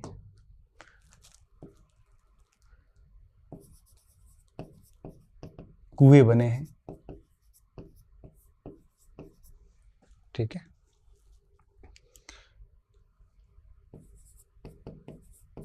ईंटों पर बिटुमिन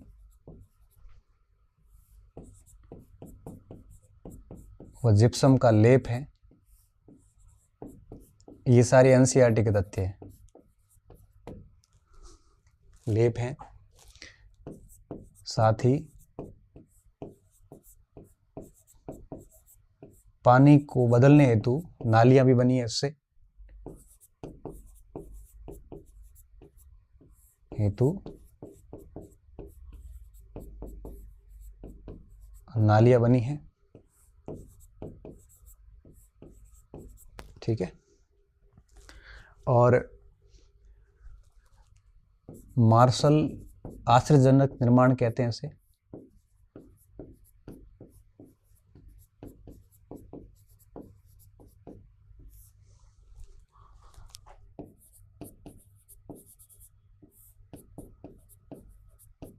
निर्माण तो कौशाम्बी, लिखने को इसमें और भी बहुत कुछ है, मगर छठी के हिसाब से ठीक है। कौशाम्बी कमल ताश कहते हैं, क्योंकि ये आरएस मेंस या आईएएस मेंस में 5 नंबर की 2 नंबर की टिप्पणी आ जाती ग्रेट बात पे, तो मुझे लगता है वहां ये आपका काम कर जाएगा। ठीक है, एक विशेषता और अपन ऐड कर सकते हैं कि इन सड़कों के नीचे नालियां निकाली गई थी जो घरों से निकलती थी, घरों के अवशिष्ट को ले जाती थी। ठीक है, ये पॉइंट अपन यहाँ विशेषताओं में ऐड कर सकते हैं। 5वां बिंदु,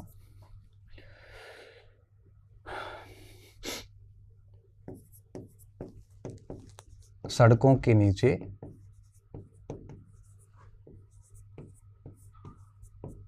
नालियां बनी थी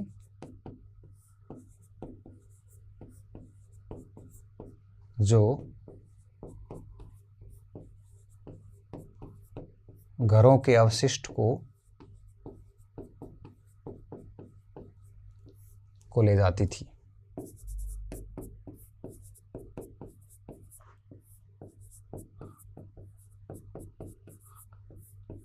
हड़प्पा के अंदर जितने भी नगर हैं, ईंटों का मुख्य रूप से यूज हुआ है, मगर धोलावीरा के भवनों की नींवें पत्थरों से बनी है।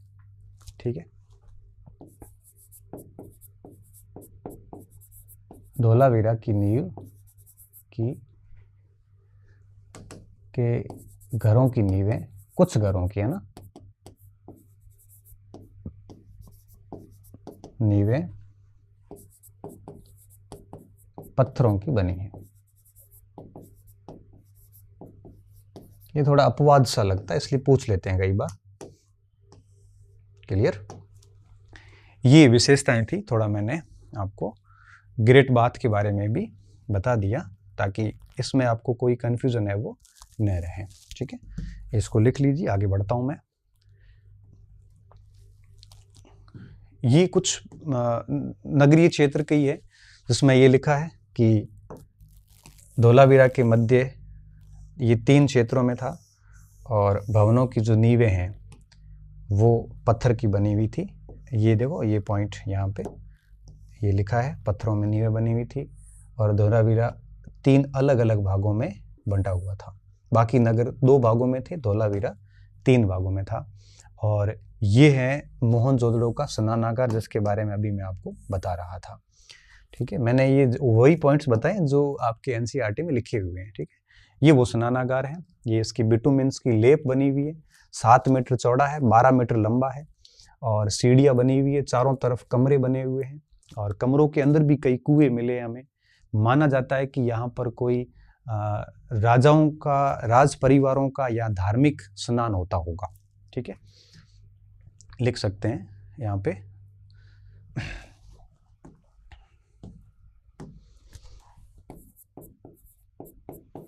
राजाओं का या धार्मिक स्नान होता होगा।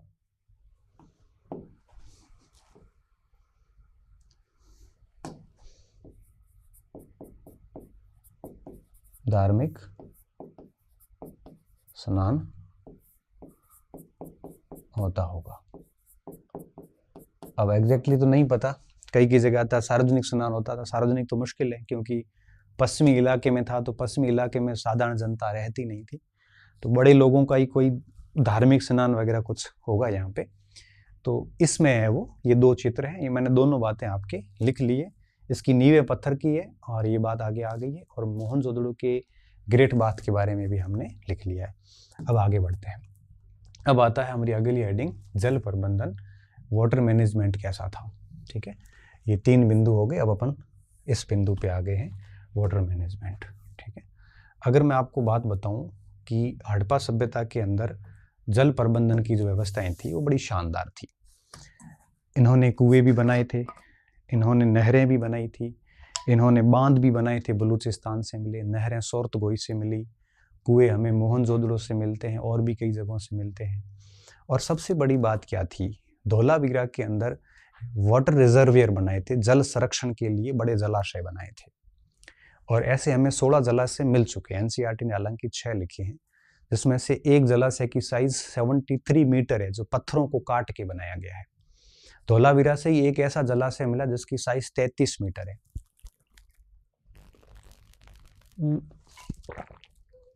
गहराई भी 30-30 फीट की है। तो ऐसे वाटर रिजर्व धोलावीरा से मिलते हैं। इस कारण एक प्रश्न आता है कि हड़प्पा सभ्यता में सबसे बेहतरीन जल संरक्षण कहाँ पे होता था? धोलावीरा से होता था, जहां से हमें इस प्रकार के ये जल निकासी है, लोथल की है वैसे तो जल प्रबंधन सबसे बढ़िया कहीं का माना जाता था तो धोलावीरा का माना जाता था। ठीक है, तो एक लाइन हम पहले ये लिखेंगे कि हड़प्पा के लोग जो है वो आपके जल प्रबंधन और स्वच्छता को अधिक महत्व देते थे। जल प्रबंधन व स्वच्छता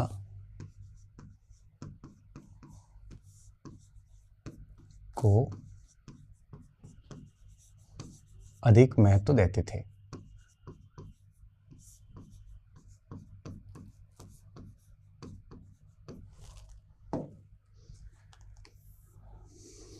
ठीक है, अधिक महत्व देते थे। जल प्रबंधन हेतु निम्न प्रयास किए गए थे। महत्व देते थे यहाँ पहले जल प्रबंधन हेतु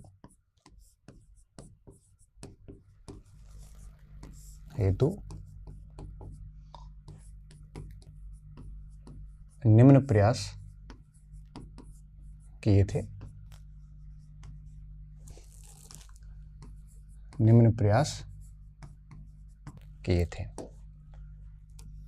ठीक है, जैसे अपन एक एक के बारे में पढ़ते हैं। ठीक है, कुएं, है ना, कुएं कई जगह बनाए थे। जैसे मोहनजोदड़ो के अंदर हमें कई सारे कुएं मिलते हैं ईंटों से बने हुए।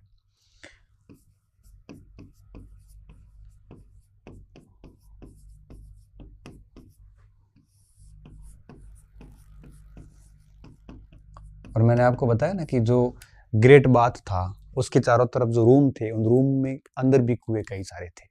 तो कई सारे कुएं थे। जल संरक्षण की पद्धति थी, उसमें बरसात का जल अंदर भी चला जाता था और जब सूखा पड़ता था तो उन्हीं कुओं से वापस जल निकाल लेते थे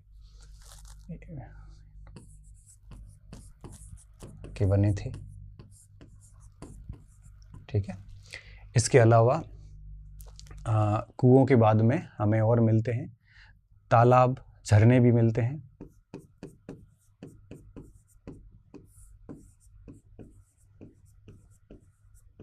झरने, बांध मिलते हैं बलूचिस्तान के अंदर। बलूचिस्तान में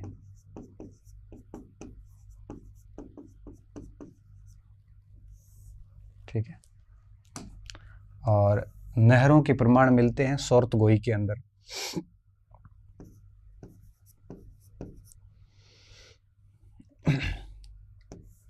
नहर प्रमाण सोर्तगोई, अफगानिस्तान।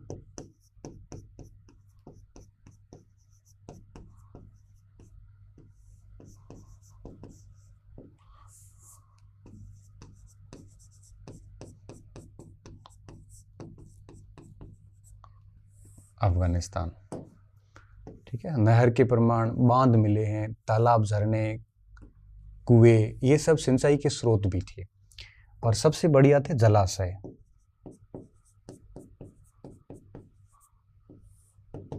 जल संरक्षण के लिए बनाए गए कृत्रिम रिजर्वियर कह सकते हो, क्षेत्र कह सकते हो।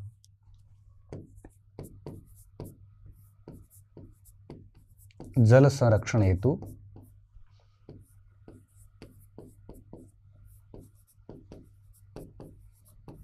अब मेरा इसमें एक्स्ट्रा फैक्ट क्या है, ये बांध और नहर, ये दो मेरे एक्स्ट्रा फैक्ट है। बाकी सारा एनसीईआरटी में लिखा हुआ था।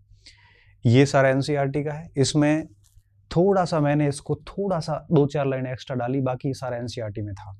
मतलब आप सोचिए कि छठी कक्षा के अंदर भी कितनी सारी अच्छी बातें इन्होंने ऐड करी है। ये कोई सामान्य सा बिंदु नहीं है। वाकई में जब मैं इस किताब को पढ़ रहा हूँ इन दिनों, और चूंकि आपको पता है कि पूरा पाठ पढ़ के शॉर्ट करके आप तक प्रस्तुत करना है तो आसान तो नहीं होगा, क्योंकि किताब के अंदर बहुत सारी बातें होती हैं। मुझे सारे नोट्स तैयार करने पड़ रहे हैं शॉर्ट में, ताकि मैं आपको अच्छे से उसको सार स्वरूप और लाइन टू लाइन बता सकूं, ताकि आपका प्रश्न गलत नहीं हो।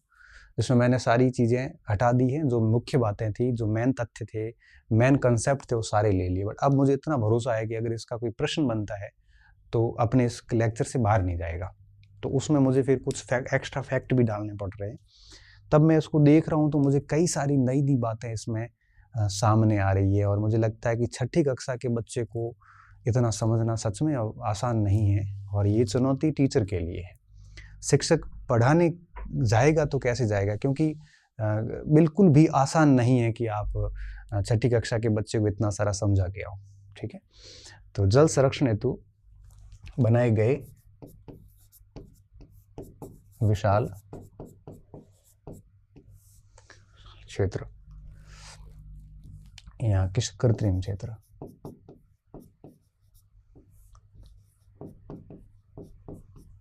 और सर्वाधिक धोलावीरा से मिले।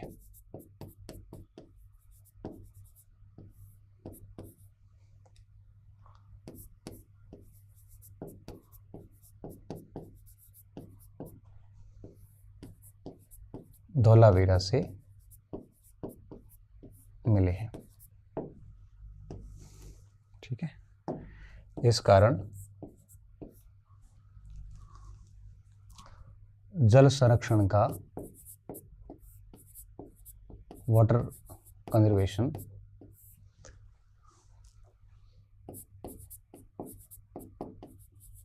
प्रबंधन का सर्वोत्तम उदाहरण धोलावीरा है।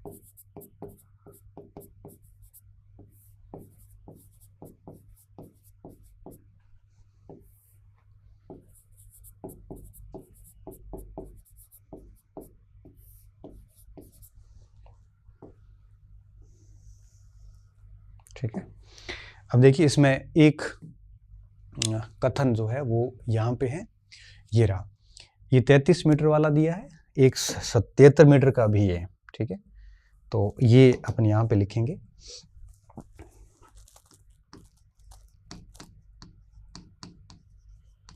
धोलावीरा से एक विशाल जलाशय, एक मिनट आपने ये नहीं लिखा हो तो अब लिख लेना ना, मैं थोड़ा साइड में हो जाता हूँ। विशाल जलाशय मिला है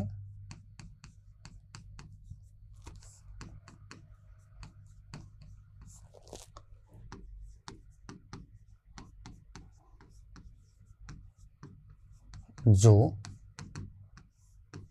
चट्टानों को काट कर बनाया गया है।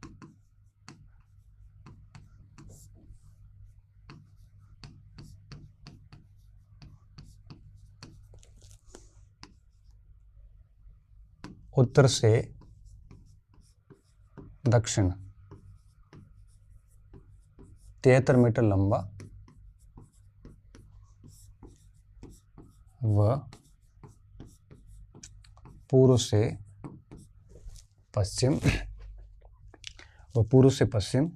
30 मीटर लंबा है।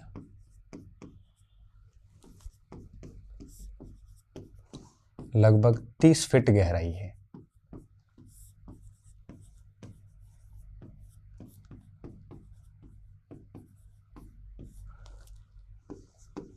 ठीक है। ये 73 मीटर वाला भी एनसीईआरटी में लिखा हुआ है, तो कंफ्यूज मत होना, दो ही लिखे हुए हैं, 73 मीटर वाले की लाइन लिखी हुई और 33 मीटर वाले का फोटो दिया हुआ है। ठीक है, ये जल प्रबंधन की बात थी और इनका उपयोग क्या होता था, कुशल जल संचयन व वितरण हेतु इनको नालियों से जोड़ा गया था। कुशल जल संचयन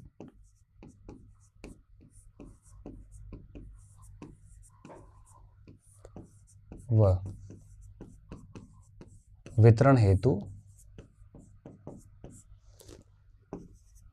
इसे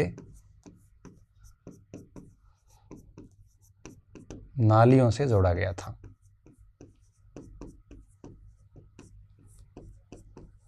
ठीक है, तो इसका गजब का यूज हो जाता था, वाटर कंजर्वेशन भी हो जाता था और सिटी को उसका जल डिस्ट्रीब्यूशन भी हो जाता था। तो ये वाटर मैनेजमेंट था हड़प्पा सभ्यता का। अब हम आते हैं हड़प्पा के निवासी क्या खाते थे और फिर सक्रिय व्यापार के साथ ही टॉपिक पूरा हो जाएगा। ज़्यादा बड़ा नहीं है टॉपिक, बट थोड़ा सा क्या है कि थोड़ा सा समझाते हैं तो समय चला जाता है, पता नहीं चलता। पीछे तो कुछ नहीं, केवल फोटो ही है, क्या खाते थे। ठीक है, अब अगर बात करें, ये एक मिट्टी से बना हुआ हल है जो हमें बनवाली से प्राप्त हुआ, हल की प्रतिरूप है। ये प्रश्न कई बार आया परीक्षा में कि हड़प्पा के किस स्थान से मिट्टी के हल का एक प्रतिरूप मिला है। प्रतिरूप का मतलब होता है मॉडल। ठीक है, तो हल का मॉडल है ये, हल का मॉडल है और कहाँ से मिला है, बनावली हरियाणा से मिला है। ध्यान रखना इसको, ये काम की चीज है, परीक्षा में पूछते भी हैं। अब बात आती कि हड़प्पावासी क्या खाते थे, शाकाहारी भी थे, मांसाहारी भी थे। उनको, आपको पता है कि हड़प्पावासियों ने अपनी जो बस्तियां थी वो नदियों के किनारे बसाई थी। नदियों से उनको न केवल जल मिलता था बल्कि उपजाऊ भूमि भी मिलती थी ताकि उसके ऊपर वो खेती कर सके, ट्रांसपोर्टेशन भी मिलता था ताकि उसका व्यापार कर सके, मछलियों का उत्पादन भी हो जाता था ताकि वो मछलियों को खा सके। ठीक है, तो हड़प्पावासी नदियों के किनारे इस कारण से रहते थे। तो ये खेती भी करते थे, खेती से आपके 9 फसलों के मुख्य रूप से प्रमाण प्राप्त हुए, साथ में सब्जियां भी आती है और साथ में मांस का भी सेवन करते थे। इसके साथ साथ में उनके जो मृदभांड है उनका साइंटिफिक रिसर्च किया गया तो पता चलता है कि उन्होंने दूध, हल्दी जैसे आपके खाद्यान्न को भी उन्होंने आपके कंज्यूम किया था। तो मतलब उनके भोजन में भी काफ़ी विविधता थी। ठीक है, तो ये प्रश्न आता है कि हड़प्पा सभ्यता के लोग थे तो वो शाकाहारी भी थे और मांसाहारी भी थे, मतलब दोनों टाइप का भोजन वो कंज्यूम करते थे। तो सबसे पहले हम इसमें क्या लिखेंगे, हड़प्पा लोगों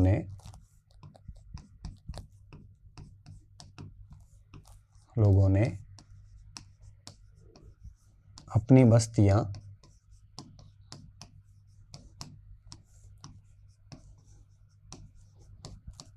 नदियों के किनारे बसाई थी।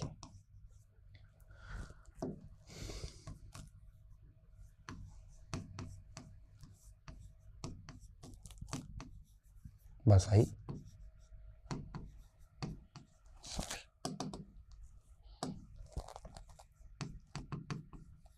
क्योंकि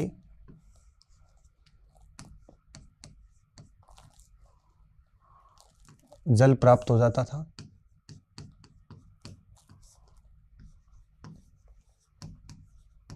कृषि हेतु उपजाऊ भूमि मिल जाती थी,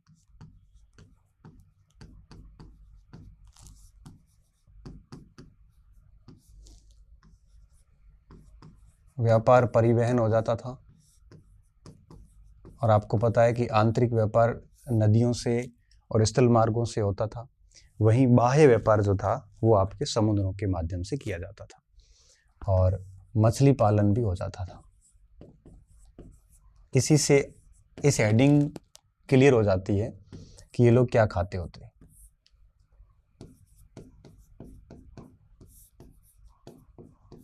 ठीक है, ये 4 उपयोग थे इनके नदियों के किनारे बसने के।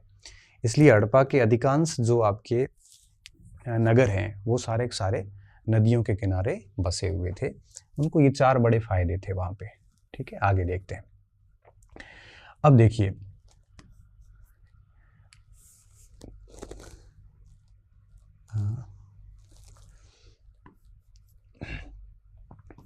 हड़प्पा लोग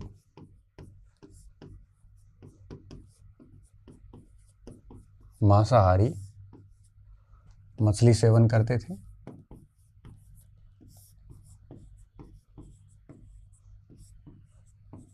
वह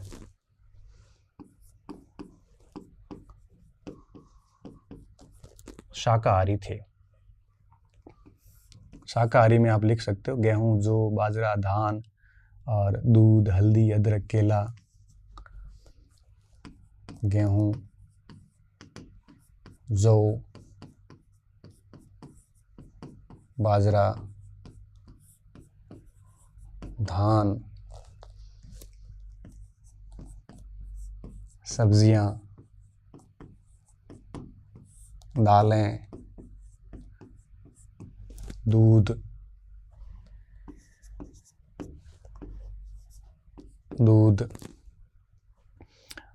अदरक, हल्दी, केला, ये वो नाम है जो एनसीईआरटी ने लिखे थे। ठीक है, तो इन सब का वो सेवन करते थे। तो मांसाहारी भी थे और साथ में शाकाहारी भी थे। ठीक है, बहुत क्लियर ऐसा प्रश्न आता है इसका। इसके साथ साथ में कपास की खेती भी करते थे, आपके यूनानियों ने उसको तो कपास को इस क्षेत्र में होने के कारण उन्होंने उसको नाम भी इस अनुरूप सिंडन दिया था।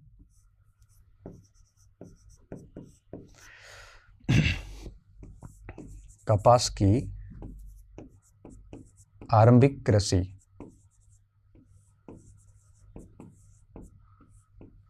यहीं हुई थी। इस कारण, और जहाँ तक सिंचाई के साधनों की बात है तो हमने पीछे लिख लिया, ये सारे सिंचाई के साधन थे इनके, बरसात के अलावा। इस कारण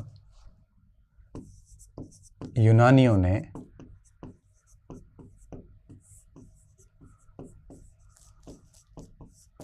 कपास को सिंडन नाम दिया।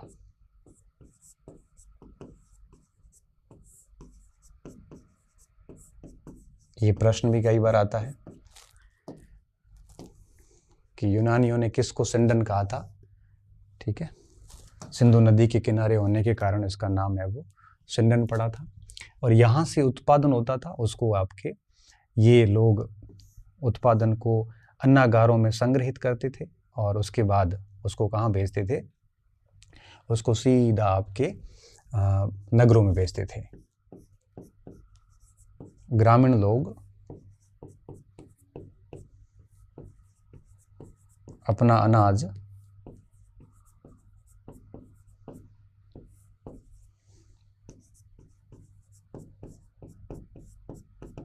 अन्नागारों में संग्रहित करते थे,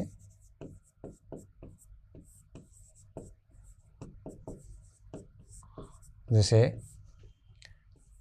नगरों में भेजा जाता था।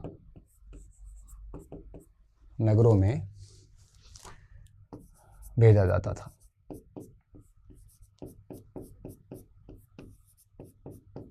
सबसे बड़ा अन्नागार मोहनजोदड़ो से मिला है।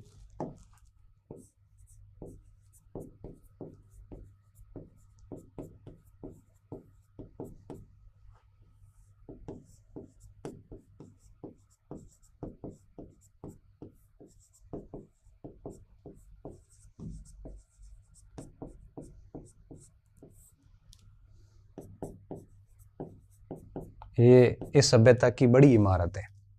इमारत, स्थापत्य नहीं, इमारत है। सबसे बड़ा आर्किटेक्ट तो गोदीवाड़ा लोथल का, लेकिन एक बिल्डिंग का नाम देंगे तो बिल्डिंग सबसे बड़ी है। इस सभ्यता की सबसे बड़ी इमारत है।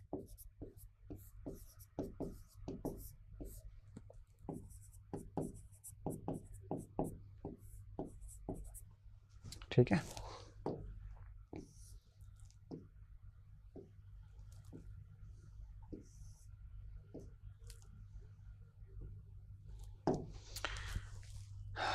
ये हड़प्पावासी क्या खाते थे इस पे हो गया बात। अब आते हैं अपन सबसे अंतिम हेडिंग पे। ये तो बेसिकली वैदिक सभ्यता का था, यहाँ शुरू कर दिया हमने। ये फोटो जो सारे कुछ है नहीं, ये मेन है सक्रिय व्यापार। ठीक है, अब अगर अपन व्यापार की बात करें तो हड़प्पा सभ्यता का व्यापार आंतरिक भी था और बाह्य भी था। आंतरिक व्यापार स्थानीय मार्गों और नदियों के सहारे होता था और बाह्य व्यापार समुद्रों के जरिए होता था। आंतरिक व्यापार गांव से गांव, गांव से नगर, नगर से नगर होता था और बाह्य व्यापार विदेशों में जाता था, मध्य एशिया में जाता था, ईरान जाता था।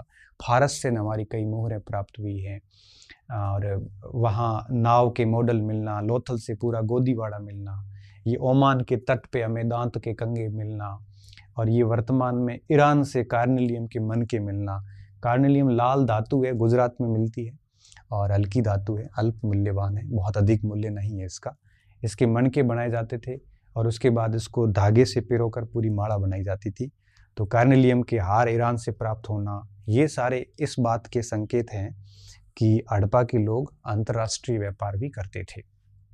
ठीक है, तो इस समय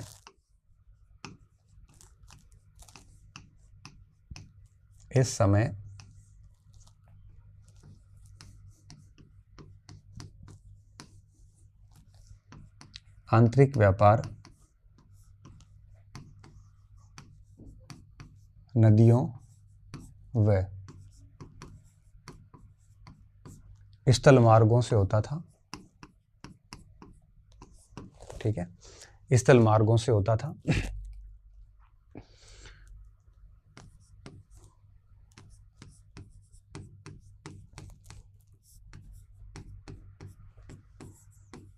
वहीं बाह्य व्यापार समुद्री मार्गों से होता था।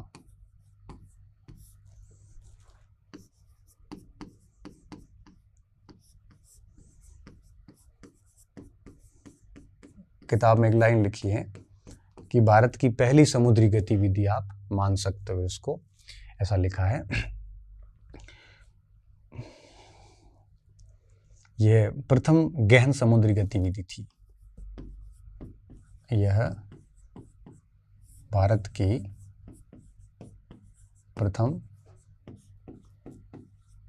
गहन समुद्री गतिविधि थी।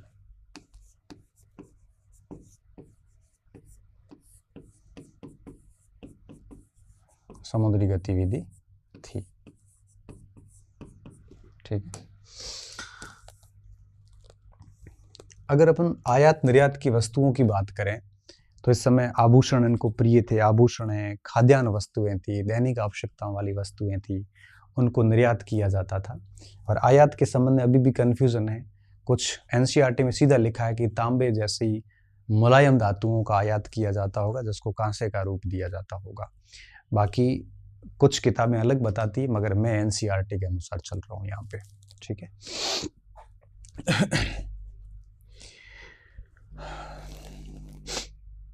आभूषण,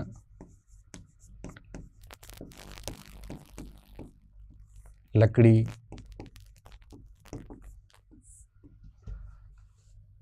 दैनिक वस्तुएं,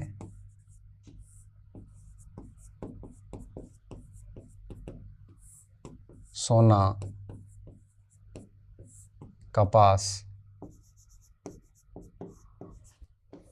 आभूषण, लकड़ी, दैनिक वस्तुएं, सोना, कपास व खाद्यान्न का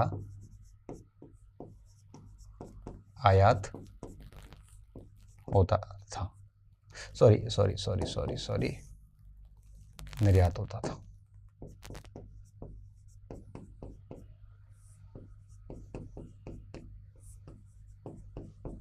ठीक है, निर्यात होता था। इसके बदले संभवतः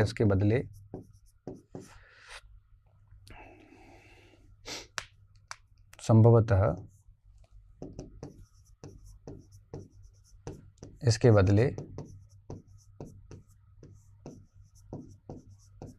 मुलायम ताम्र आयात होता था।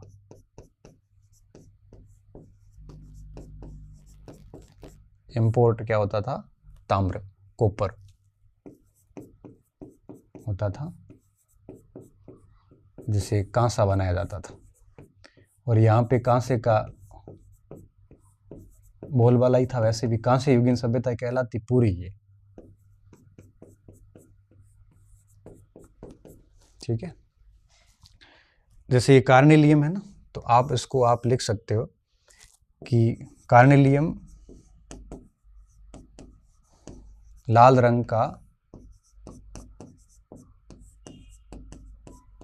की अल्प मूल्य धातु थी। अल्प मूल्य मतलब कम कीमती धातु थी, जो गुजरात में मिलती थी। कहाँ? गुजरात में मिलती थी। और इसके मन के बनाकर, ये मन के पड़े ना, ये मन के बनाकर धागे में पिरोकर हार बनाया जाता था, फिर बेचे जाते थे।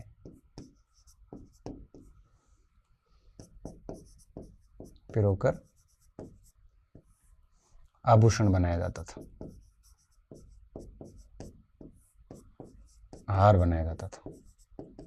लाल कलर की ये मुझे पहली बार एनसीईआरटी से पता चला। इससे पहले कार्निलियम पढ़ा तो खूब था, मगर ये लाल कलर का है, गुजरात में मिलता है, अल्प मूल्य है, ऐसी कुछ बातें हमें एनसीईआरटी से मिलती है। बाकी मैंने इसके ऊपर ज़्यादा स्टडी पहले की नहीं थी।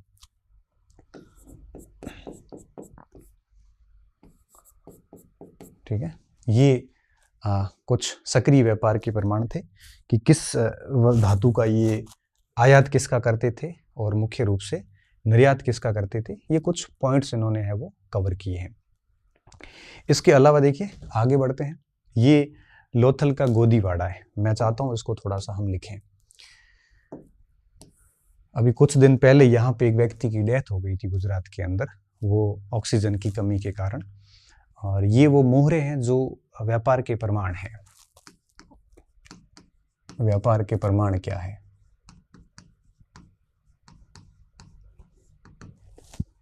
विदेशी व्यापार के अगर प्रमाण की बात करेंगे तो सबसे बड़ा प्रमाण आता है लोथल का गोदीवाड़ा, डॉकयार्ड, बंदरगाह। लोथल का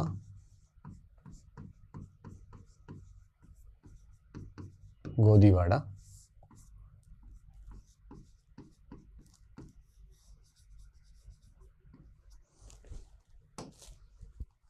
ठीक है। हालांकि यहाँ से कई बंदरगाह नगर मिले हैं, भगवतपुरा, प्रभासपट्टनम, मेघम, लोथल और उधर बालाकोट, सुतका गेंडोर, सुतका कोट, कई सारे बंदरगाह मिले हैं। हालांकि वो अपन थोड़ा डिटेल में जब जाते वहाँ पढ़ते हैं, यहाँ पे इतना नहीं पढ़ते। लोथल का गोदीवाड़ा ये 217 मीटर लंबा है और 36 मीटर चौड़ा है।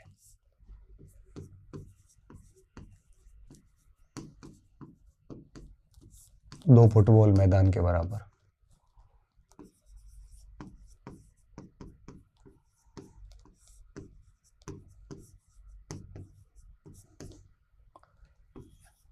इस सभ्यता का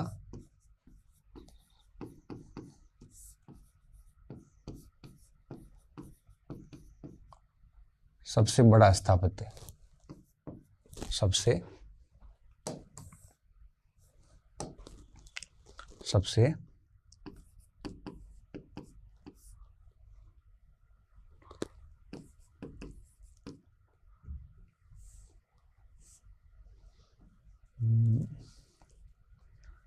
स्थापत्य कह सकते हो, सबसे बड़ी संरचना।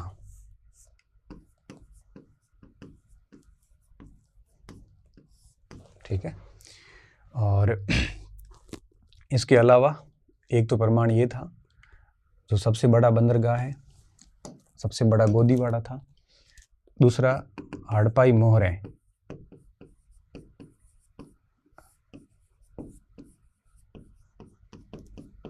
विभिन्न बंदरगाह नगरों से हड़प्पा की सेल खड़ी की मोहरें, जैसे स्टेटाइट कहते हैं हम, उसकी कई मोहरें मिली हैं जिसके ऊपर कई सारे लेख भी लिखे हुए हैं। ठीक है। बंदरगाह नगरों से, बंदरगाह नगर कौन से?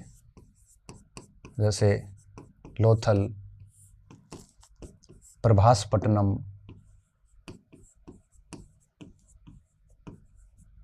ये सब गुजरात के अंदर ही है। प्रभासपट्टनम और मेघम, भगतराव,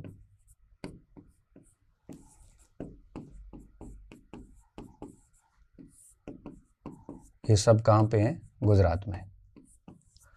बंदरगाह नगरों से हड़पाई मोहरे, क्योंकि लेन देन में जनरली यही यूज होती है, मोहरें प्राप्त हुई।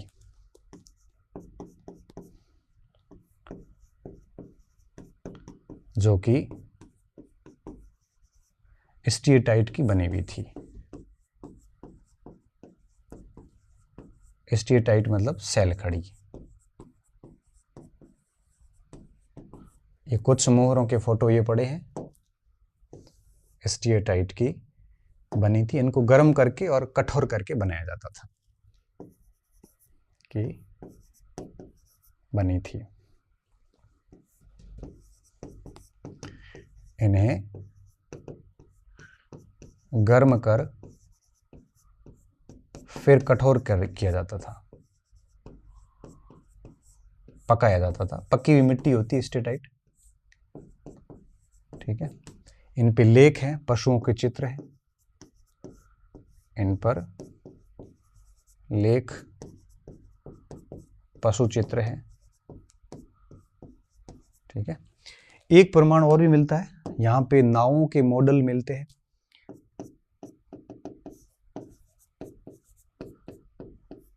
नावों के मॉडल तो निश्चित तौर पे ये विदेशी व्यापार में काम है वो आते होंगे। ये मोहरे हैं यहाँ पे।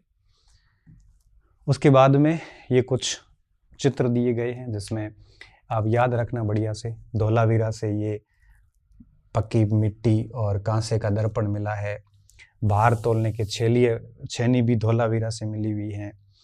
और ये पत्थर के उद्योग ये पूरे धोलावीरा के हैं। यहाँ पे ये मोहनजोदड़ो में नर्तकी की मूर्ति प्राप्त हुई है।